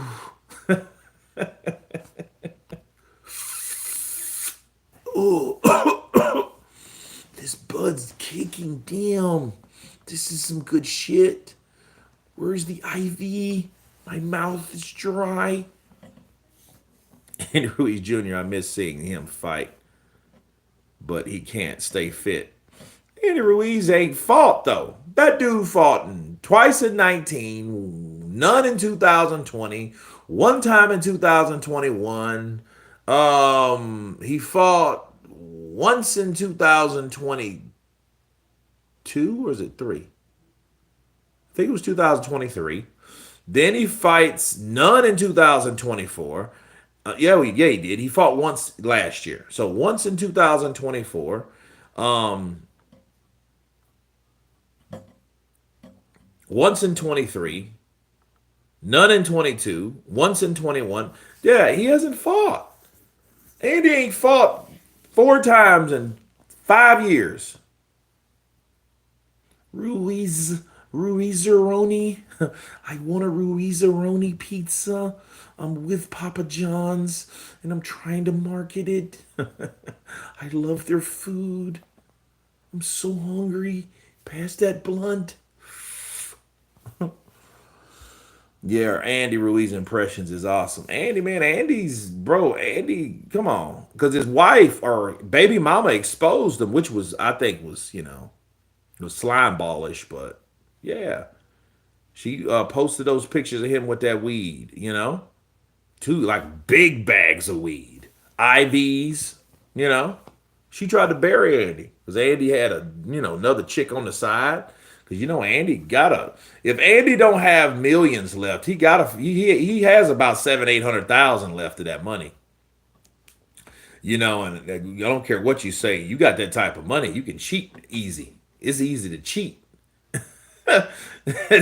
Andy was cheating. Guys, stop making impressions of me saying that. I'm getting kind of hungry. Where's my Snickers at? Bars. P. Diddy. Bars. Andy looks like Majin Buu. Andy's a gangster. He probably is. I'll cap that motherfucker. I got an AK-47 with an extended clip. Yeah, man, Andy is. And I think Andy's a good dude, though. I think, it just shows you that a guy like Andy, what happens to a guy like Andy and what fame, fortune, and that type of success can do to a regular, everyday guy that, yes, he was a boxer, but he was never like world champion level. He was a guy that obviously he was better or good enough on that night to beat that one guy that was once upon a time the shit. He was able to do that once upon a time. That's what he's known for. Everything else he's done has not and ever and probably won't ever live up to that moment. You know, and he made damn sure it never would. Honestly, look at Andy Ruiz. Like, Andy Ruiz is a guy that turned down a Dillian White fight, which was worth $4 million. He could have been stacking his money and making more money. You know what I mean? Then he just totally turned down a fight with Luis Ortiz, pissing him all off, knowing he's on a scheduled time clock. Okay, so the Chief seconds are in, and let's begin. Okay, tell your mama you love her today. I wish I could, my brother. Why would he turn down Mr. White's fight? Well, he claimed the money wasn't real, and he said some bullshit like that. And then they just went, him and Dillian White went back and forth. It was during COVID. So the COVID just kind of shut everything down. You know?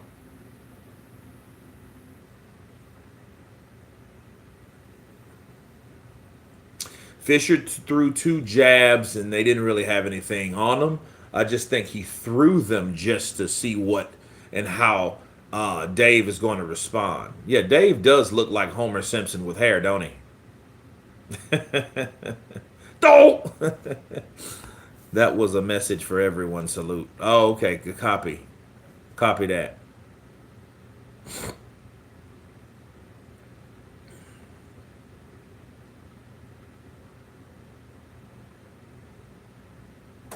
Andy loves fast food. I know he loves Snickers.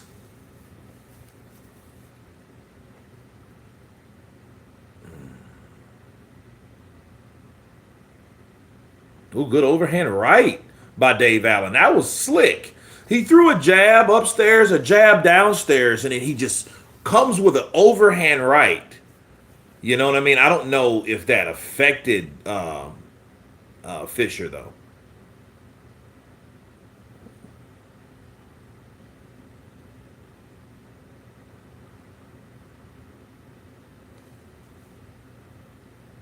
Good jab to the stomach by Fischer. A left lands, a right misses. Ooh, good left uppercut to the body by Fischer. That's why I like Fischer. He likes going to the body, nice balanced attack. You know, nice left uppercut. Wow, he planted it right there in that gut, that Homer Simpson gut of Dave Allen. Hey, Kurt, what's your favorite era of boxing? I don't have one.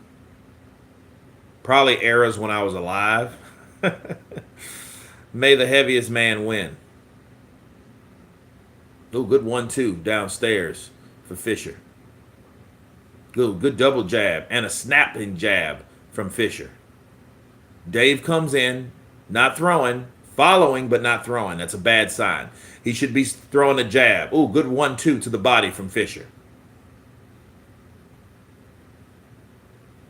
Good jab for Fischer. Dave Allen. 2 exchanges from Fischer. Dave Allen hasn't threw a punch yet. If you see, sometimes you can wait, and you can wait, and you can wait, and you can wait. And what happens, and what's taking place? Jab finally to the body by Dave Allen. Fischer comes back with an equal jab to the body. Okay? And that's him answering the punch of Dave Allen. So you ask, well, why did Dave lose? This is how he loses. Mediocrity, inactivity, not throwing punches, procrastinating. That's how you lose. That's how you lose fights. That's a Fischer round. Why? Fischer went to the body, jab upstairs, went down to the body, answering punches. Whatever punch that Dave Allen did throw, he threw one right in return to show, hey, I can do that too. There's one back at you. Now let me continue what I was doing. That's what Johnny Fischer's doing right now. You remember what Fury called Ruiz, some cartoon character? No, I don't. I mean, I think he said a little fat Mexican, I think. You know, I remember him saying that. Ruiz is slowpoke Rodriguez, Speedy Gonzalez cousin. Fischer looking to take him mid late rounds. He's taking that body.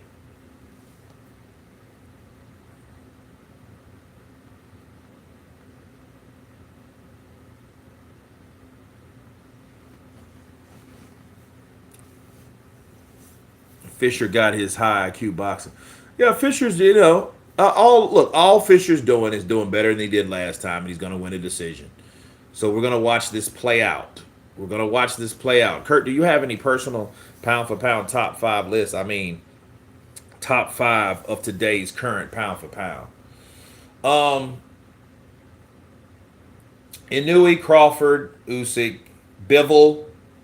Um,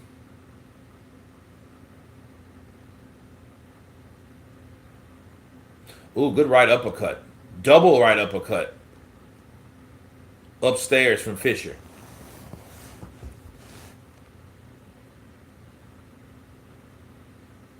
Fisher's trying to come in, smother the shots. Because it's only so many times you can do so many things without, hey, let me take a break, let me reset. Because especially if Dave, they trade jabs. Good jab, because that got Fisher's attention.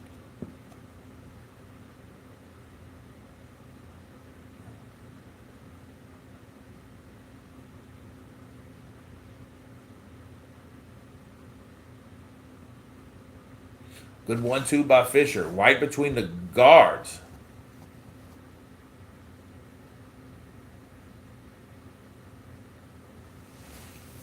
See, Dave goes for that jab and an overhand right again. If you guys noticed. Double jab from, good jab to the chest from Fischer. Back, back. Good jab from the chest from Fischer.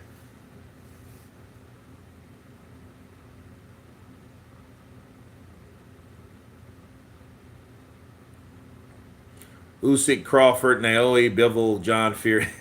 John Fury. Hard road. Oh, Fischer tried to set up a right uppercut, which was kind of clever though, but he missed it. Oh yeah, that's definitely a shot that Uh-oh. The ref cautioned him.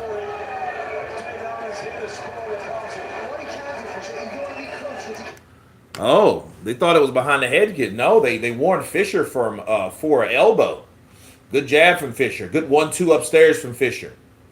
That's how you beat Dave. Dave is not. Look, I don't even think Dave's 1-2. Dave eats another 1-2. Guard up, but he still eats it, people. You're snacking on combos, bro. And I ain't talking about the shits that got the little filling in them, like the pretzels. I'm talking about combos. Ooh, good left uppercut. He throws and he misses with the right, comes right back with the left uppercut. Fischer does. Beautiful punch landed. Another round in the bank. I'm trying to tell you guys, this is how this shit's going to play out. Decision, decision, decision. One moment.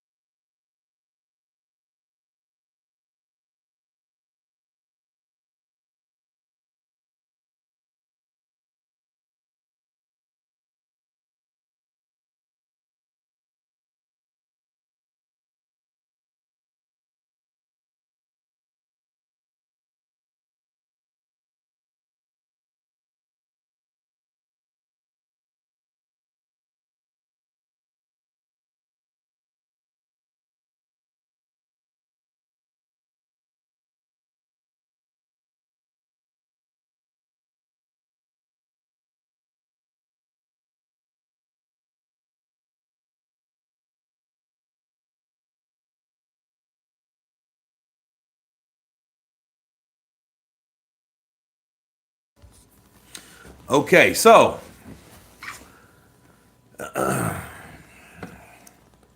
core, elderberry, and zinc. And you can tell by Dave Allen's face, Dave Allen is actually taking a lot of shots.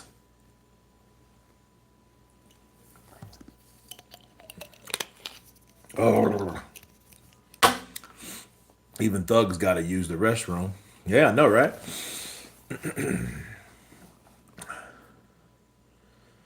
Look at Dave Allen's face. It's already red.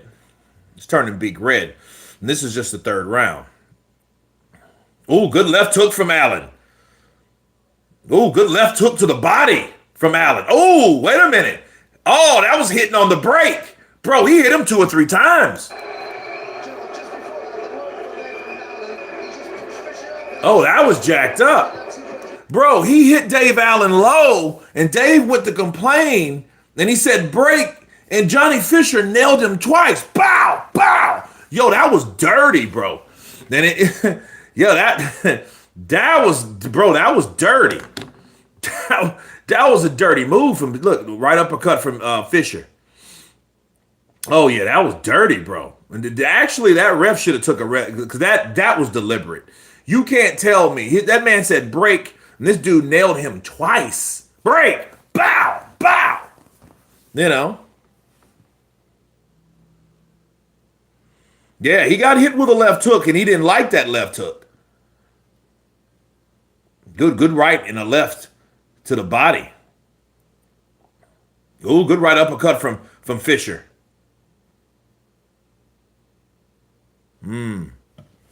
Wow.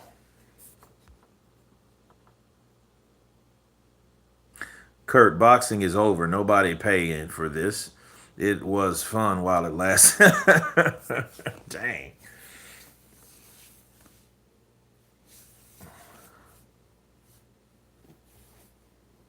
We missing KO.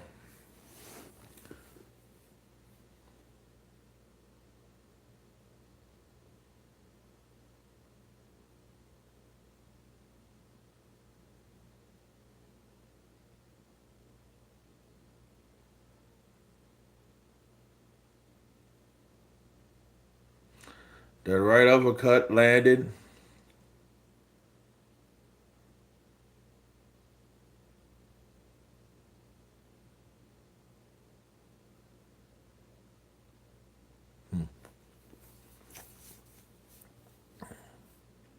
But yeah, there was no other reason from Dave coming in like he's coming in, unless he didn't come to win.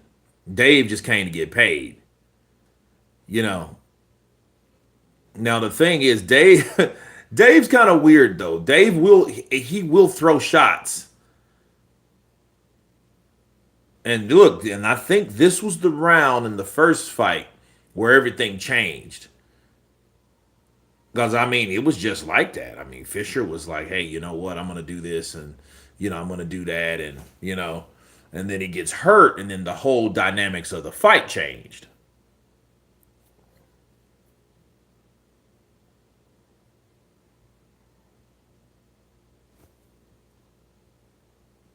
Allen is too clumsy in the clinch.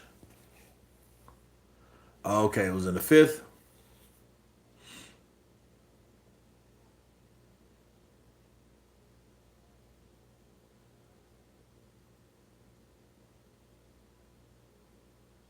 Big Dave got his hand. He wanted to pin his face up.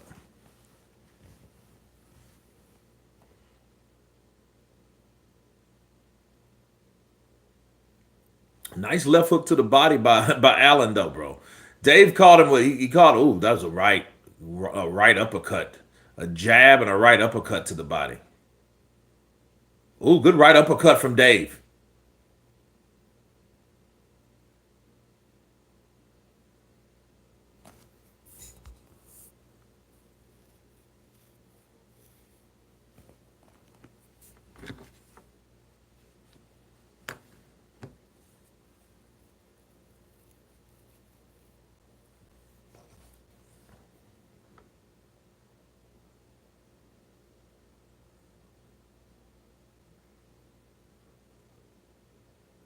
Good jab from Allen. Yeah, Fischer, Fischer's active. Fischer's being first, but then Fischer's also he's playing the safe game. He's getting off, he's jabbing, he throws combinations, but then he smothers. He smothers Dave because he knows Dave is waiting for one shot. That's what he's doing. Good 1-2 from Fischer on the inside. But Fischer, this looks like two drunks fighting. Yeah, it does, don't it? And what's so bad, Fischer is just keeping the distance. This fight is looking like the F.Ed Jogba versus Bakali fight was a lot cleaner than this. This is sloppy. Jose Chavez in the building.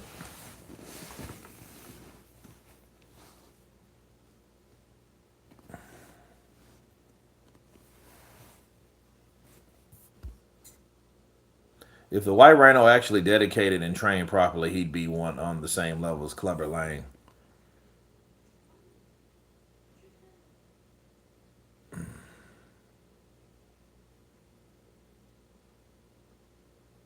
Ooh.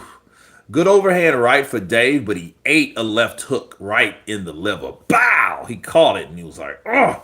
Because he was trying to see what kind of impact his right did to Fischer. Fischer ate that shot, took it pretty well, but then came back with a left hook to the liver. Yeah, McCauley versus Ajab was actually fun to watch. It was a fun fight to watch. It was just like watching someone improve versus someone that was supposed to be just running through fighters.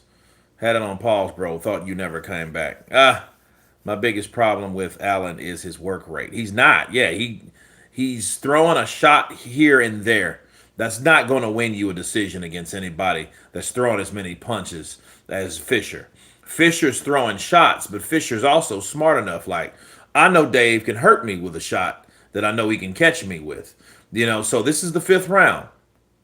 So what Fischer's doing is let me smother him on the inside, let me get him in there, let me stick this, keep this jab in his face. Good overhand right. Dave Allen comes with a right and a left hook to the body. These are chopping shots. What just happened to the damn TV? When you aren't fit, it's impossible to have a high output. That's true.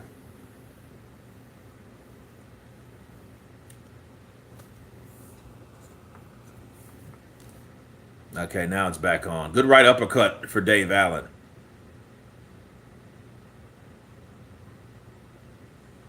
Ooh, overhand right for... Ooh, left hook to the body for Allen. Look, and that hurt Fischer. Fischer had to reset himself. Pow! I was like, oh. And see, look, Dave is actually trying to throw some shots. Ooh, good left to the body. Look. And those body punches, though, is affecting Dave. He's hitting him in that beer belly, that keg he calls a belly down there. That's what's happening. He's hitting him in that keg. Now, that was low, bro. That was low.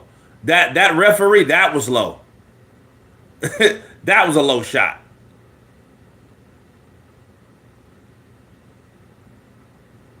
But that ref shouldn't allow him to do that. He's measuring way too much.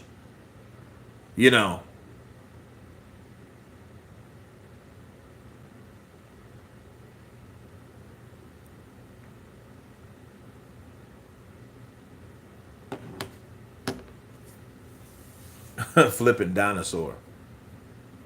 Oh, good right hand. That hurt Fischer. Oh, that hurt Fischer. Overhand right for Dave. Bow. Caught him flush right in the corner. And see what I think. Oh, good left hook to the body by Dave. And see, this is what I think needs to happen with Dave. Dave just has to knock Fischer out. Oh, good right uppercut. Right hand.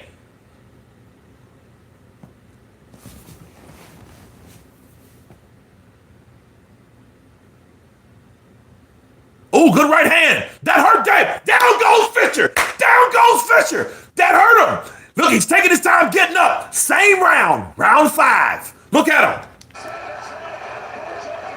He's hurt. Dave, you better knock him out, Belly. Greedy Belly Jr., you better knock him out. Get him. You got 4 seconds. Left hook, right hand, left hook to the body. Down he goes. They throw it down. Down goes Fischer. Out he goes, flat on his face. That's how you do it. Take your time, get the KO. First scenario. That's how it goes. White Rhino in the building, baby. White Rhino in the building. That's what I'm talking about. That's how it's done. Look at Eddie. I know Eddie's sick because this boy's out cold. No chin. No chin. And you said Dave Allen would win. Bars. That's what I'm talking about. Yeah. That's how you do it. That's how you do it. Dave knocked him out. That's what you got to do. And he knew it ain't going to be me outworking him. I ain't going to get no decision whooping this kid. This kid's undefeated. This kid's being pushed by Matchroom. I'm just a guy that's coming back to the sport because I ain't had nothing else to do. That was a knockout, bro. That's how you do it. He took his time. You ever seen him? He was prying on his head. He used to grab him and putting him in the headlock and then letting him go. He was getting low blowed by Fischer, and the ref was letting him do it. Yes. Yes. The gaming circle. Justice is served. Boxing's a sport that I love, that I hate so much. For this reason. Yep. That's how. You say boxing is dead, I say no so. It ain't how many times you get hit. It's how many times you get hit and keep moving forward. That's how you do it. Mama Lou, he took it out of the judge's hands. He took it right out of hand. And look, Fischer's finally, is he still up? No, they got oxygen on that boy. He's still sitting down. But that's how you do it. And Dave Allen knew, I'm going to go for it. I'm going to overhand throw this right. And I know where I know he ain't right. Look, here's the thing. Johnny Fischer is not on that level. He's the British level. That's it. He can't take a shot. A lot of people have that kryptonite. A lot of people can't take punches up there. Like Deontay Wilder said, the head is not meant to get hit anyway. Johnny Kipper Bosch, counterpunch to you. Politics don't work against a KO. I told you. Igor, hey you, counterpunch to you. Bars, people. Fischer's dad's going to be mad. Hell yeah, he's going to be mad. But yeah, he still got the oxygen mask on him. Put that oxygen mask on him, man. He needs oxygen because he knocked that boy out. Boom, boom. I got to see that again. I got to see that again. I got to see that again, baby. That's what I'm talking about. KO. Okay, here we go. See that overhand right. That overhand, boom. That one right there. That did it. That is the one that changed everything. The overhand right in round 5. And it's crazy because that's when things happened in the last fight. And then you look, Fischer tried to shake it off. But look, it's hard to look. Ooh, left hook to the body. Left hook to the body. And then look, Dave Allen took his time, overhand right.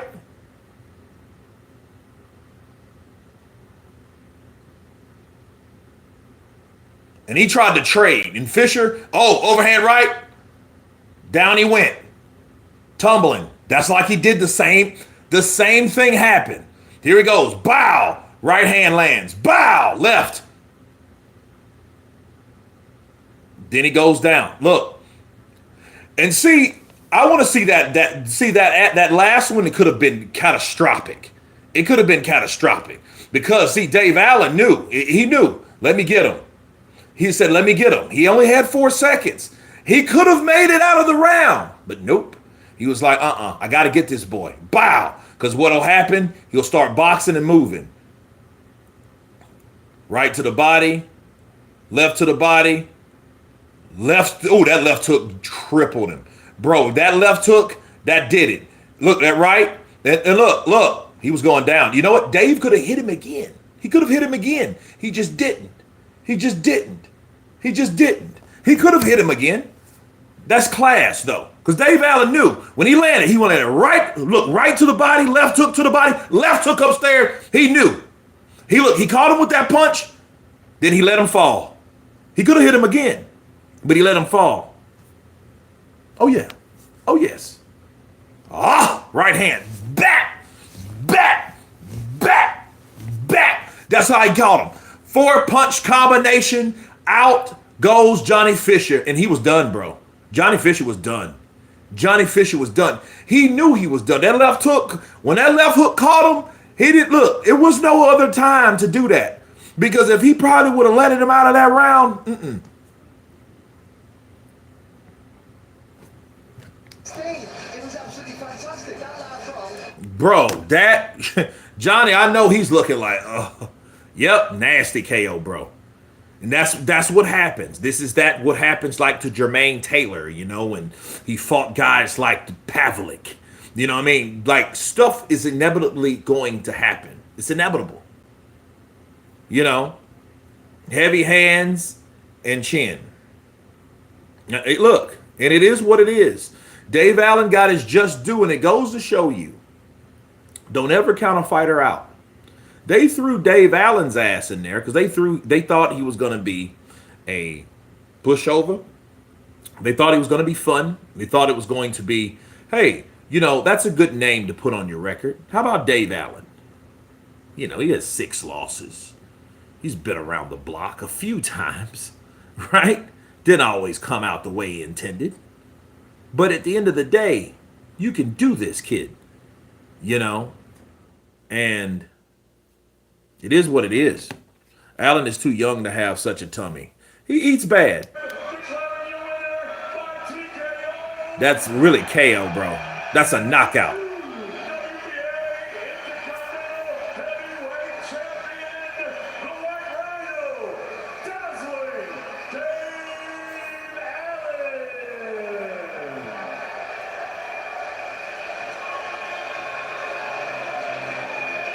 Yeah. And they're like, dude, you putting your big ass on my back. He about to fall off the back. Bro, somebody get Dave before he falls and whoa, somebody get him down. Yeah, that dude is way too small for him. You've been tore up his vertebrae in his back trying to hold big ass Dave up. He didn't do it for long. He should have got on the ropes. Boxing needs this. We needed more toe-to-toe. Well, we need some more realism that has nothing to do with politics and bullshit. You know, this here shows you, you know, and Eddie's like, damn, I gotta give it to you, dude. Fuck. You know, I mean, because it is what it is. Told you that he put on weight for that KO. P on Diddy, you are absolutely right. Let's see what Dave Allen got to say. Jamie, take it away. Dave Allen, congratulations. Your first title as a professional. Yeah, I thought I'd win the fight. I knew the first fight done the world of good. I knew the time in between it would suit me. I put a bit of weight on. Choose the body shots more than anything else. Excess body weight is never usually good. But for Johnny Fischer, I knew it paid dividends. So I put the extra weight on, took the risk, and yeah, I got this. Spoiled the party here tonight, but you've been in this game for a long time, Dave. I just wonder what this victory in this moment means to you right now. Do you know what it means? The belt, everything. My kids, yeah, I'm going to have an ensuite. They'll have their own bathroom between them. It's the dream, really. Just want to thank everyone. Are we near the end? You've got time. You take your time, Dave Allen. It means everything to me. I've been written off so many times. But I knew I had ability. And at the right level, this level, I'm an ample. We weren't sure what to expect. Sometimes we see first fights that are as competitive and as thrilling as your one with Johnny was, the rematch be completely different. Was there anything that surprised you with Johnny's approach in here tonight? He over-exaggerated the movement. Which words against him. I told him December 22nd, don't box me straight away, mate, because I'll knock you out. And I know, but I've got experience. I know the game inside out. He's tough, he's strong, he's got all the attributes, but I'm in, but with 30 more fights, basically. So I know I'd get the job done tonight. People say, oh, you're heavy and all the rest of it. His body shots were good last time. And that was it, really. So everyone's wrote me off again. I seem to predict him to win all the way in. Oh, Johnny Fischer will win now. I'm the fattest, hardest man you'll ever see. It was that fifth round again, like it was in Riyadh. You had him down. Just talk us through the finish in those final moments. I know I was getting to. I was breathing out my nose. I don't even do like winter shock. So, yeah, I know I'd get to him. I know I'd get. It was over moving. It was over punching, and I know I'd get to him. And the knockout was emphatic, but what was amazing to see was immediately no celebrations. Your attention turned to Johnny. What does that say about the respect you have for each other? Johnny Fischer's my friend, and I've always said all through the thing, he's my friend. He's my friend. He's a very good friend of mine. The nicest kid in the world. And I said in the first press conference, if my son is half the man Johnny Fischer goes up to me, is now, I'll be over the moon, and I mean that. I meant it all the way through this. I was respectful. He's my mate. But I fucking scrap. Well, back in the day, I'd scrap for nothing. I don't need fucking winding all. I'm just ready to go. In a nice way. Yeah. We do have to ask you, Dave. Look, we'll already heard this question, but it's one apiece now. Do you think we could see a trilogy? I wouldn't allow it to happen because it's not good. It's not in his best interests. There's lots of advice out there for me. I'd love to go back to Sheffield, Doncaster, as close to home as I can. There's a big show next Friday night. Joe Hayden, Steve Levy in action. I'd love to go back closer to home. Yeah, I like boxing at my level. It's good. I'm in competitive fights. I win some, I lose some. But this is what it's all about. I spent half my career boxing. I'd tell amateur fights and win 10 pro fights. I wasn't Dylan Whiteley, so it's easy back. So I'm going to be a little bit smarter now and pick the right matches and maybe pick up a British title one day. Let's bring in from already heard Eddie. Didn't go to plan for your man against London, Johnny Fischer tonight. Look, is it hard not to be pleased for a man and a fighter like that? I mean, look, if anyone was going to break your heart, you want it to be Dave Allen. The story of Dave Allen is incredible. For years and years, I thought he was done in boxing. And he came back and he rolled back the punches tonight for a great performance and changed his life again. But this time in a big, big way. You know, that was a big performance from him. He just knew too much in there. And, you know, Johnny, the board wouldn't let him do an interview, but he's a brave man. Maybe he shouldn't have taken a rematch. You know, Dave said he didn't think he should have, but for me, he wanted to put the wrongs right. Anyone that had any doubt, Johnny wanted to give everybody a great fight tonight, and he deserves a lot of credit. He'll be back, but tonight belongs to Dave Allen. It's a real Cinderella story, and he really deserves this moment, you know. And, you know, we're back with Dave. Going to be interested to see what's got next. We know there is a rematch clause. I think that's got to be down the line. Johnny's got to come back and rebuild. I'd like to see him headlining Sheffield or in his hometown in a big fight. He deserves it, and he can fight. He can really fight. Everyone's always thought he could. And you know, the one thing he said to me tonight, straight come over to me, he goes, I've just got to sort my diet out. That's the only thing. And I tell you what, he can cause a lot of people a lot of problems. He knows the game inside out. And like I said, if anyone was going to break Johnny Fischer's heart tonight, I'm glad it was Dave Allen. Okay. So, no, fair play to Eddie. You know, he wasn't salty about it. I mean, it's to the point you have to show respect when respect is owed. You know, Dave Allen, man, respect. And it just shows you that you're never out until you're out. You know what I mean? We've learned that from Derek Chisora. And Derek Chisora is one of the livingest legends that exercises that each time he gets into the ring. You know, we all thought that Derek Chisora was out. Hell, I thought Derek Chisora was really out after the third Fury fight. I thought he was done. The man has won 4 times since then. I don't think he's lost since then. Because, I mean, he beat... I know he just beat Otto Weiland. He beat Gerald Washington. He beat Joe Joyce. And he fought someone else and beat them too. I just can't remember who it is. CC Motion 1998. What's up, brother? Counterpunch to you. But look, I'm telling you, man. Boxing is so hard. It's so competitive. You have to understand how competitive this shit is. This is not basketball, football. Oh, you got this many points left. You got this much time left.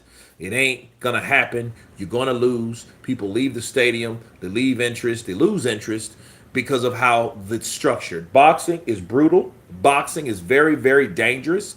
Boxing is very competitive. It can be corruptive, but it can be very beautiful too. And this is an example we experienced today. We've experienced a guy that, yeah, he might have looked like Homer Simpson with hair going in there. He did. Came in there with a fat belly. In fact, he said, I kept the belly to help me with the damn body shots, didn't he? Not to get the KO, but to help me deal with those shots that Johnny Fischer, Mr. Balanced Attack, will throw down there. So, you know, you have to respect the game. You know what I mean? And Johnny Fischer, yeah, he has to rebuild. Now I would love for him to fancy a fight with Jared Anderson, but that won't be anytime soon. But definitely I would like to see that happen. Boxing is a different breed of sports. It is.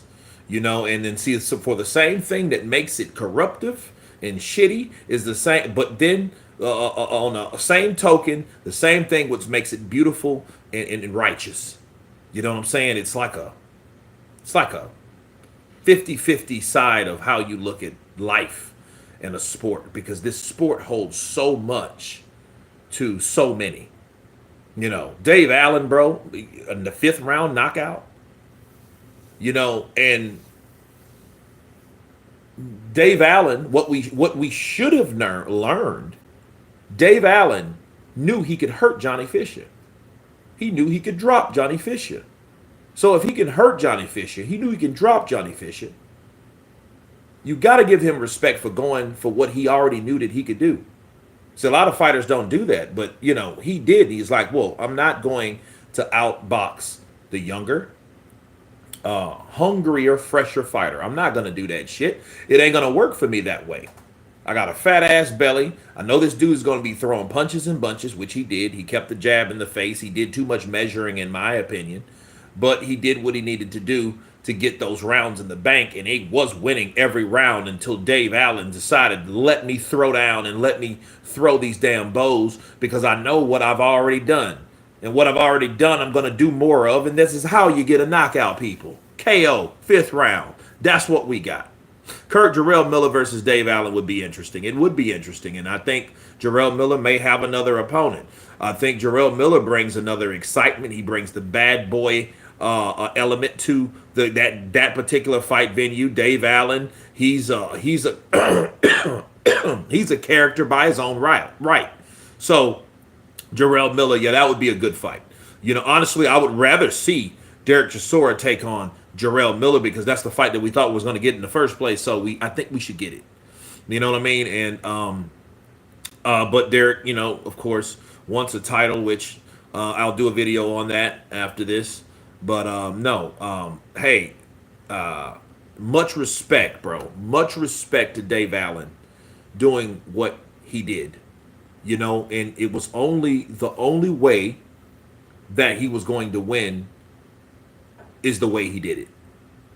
That's the beautiful thing about it. That's the craziest thing about it. It's like, look, the only way Dave is going to win is knocking out Fischer.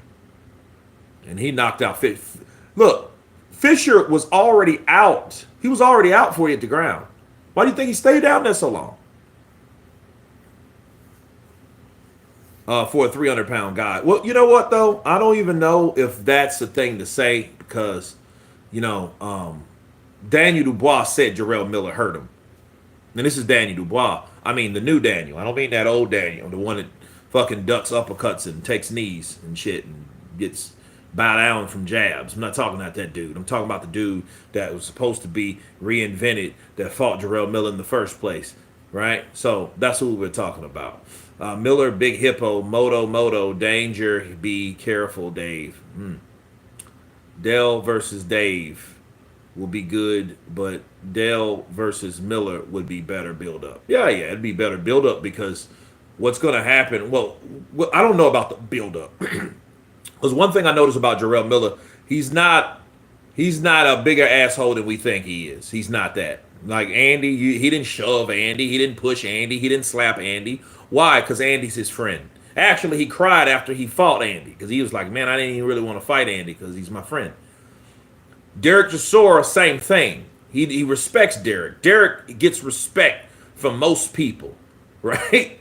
You know what I'm saying? So, no, I don't think the build-up would be that, unless it's someone he doesn't care for. Jarrell Miller versus Jared Anderson? Oh, yeah, that's a riot. They're going to have to put plexiglass between them two because Jarrell Miller's going to do something to Jared Anderson. And we don't know what Jared Anderson's going to do to Jarrell Miller. So, yeah, that would be something. The battle of the big babies would be something, definitely would be a high and heated up build-up. But not Derek Chisora versus Jarrell Miller, no. Because he has way too much respect for Derek Chisora. And Jarrell Miller, one thing about him, if he's cool with you, he's cool with you. Like he's cool with Fury. He's cool with Andy. He's cool with Tyson Fury. I already said that. He's cool with Derek Chisora. He's cool with these guys, right? So, yeah. Ed Ellerby, bro, 5th round knockout. And Derek Chisora is a crazy man. He might headbutt you.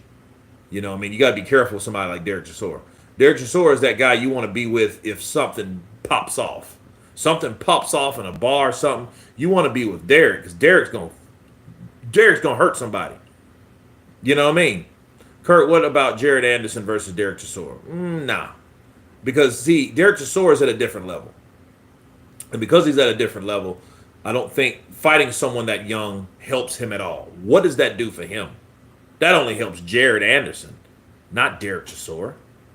All the fights that Derek's won and lost, do you think Jared Anderson will do anything significant to Derek Chisora's career? No. So I don't think that. Good point. Miller knows definitely Dale can just trigger and just kick off. Yeah, but he's not going to do that anyway. Because, I mean, again, when Jarrell Miller has respect for the fighter that he's fighting, you're going to accept or expect respect. You're going to how am I, because this is a tongue twister. You're going to expect respect. That's what I meant to say. Because Jarrell Miller is not a kind of dude. He's not, the drugs and the brash talk and stuff like that. That's for people he don't like. He don't like AJ. You know what I'm saying? He don't like most British fighters. You know? Would love to see Allen go for the British title. That would be dope. That would be dope. But no. Very interesting night. KO. You can't ask for nothing better than this. It is a James Braddock, Cinderella story here. Shout out to Dave Allen. Shutting out an undefeated guy, which they cheated him the first time. It was so nice. They had to do it twice, and he did it right the second time around, and it went down. Bars. But guys, thank you, man, for you guys for showing up. Thousands of you that dropped by. I salute and thank each and every one of you. I got to do the recap on a spectacular knockout between Dave Allen and Johnny Fischer. Stay tuned for that. Be blessed. Enjoy the rest of your Saturday. And everyone has been counterpunched. Peace.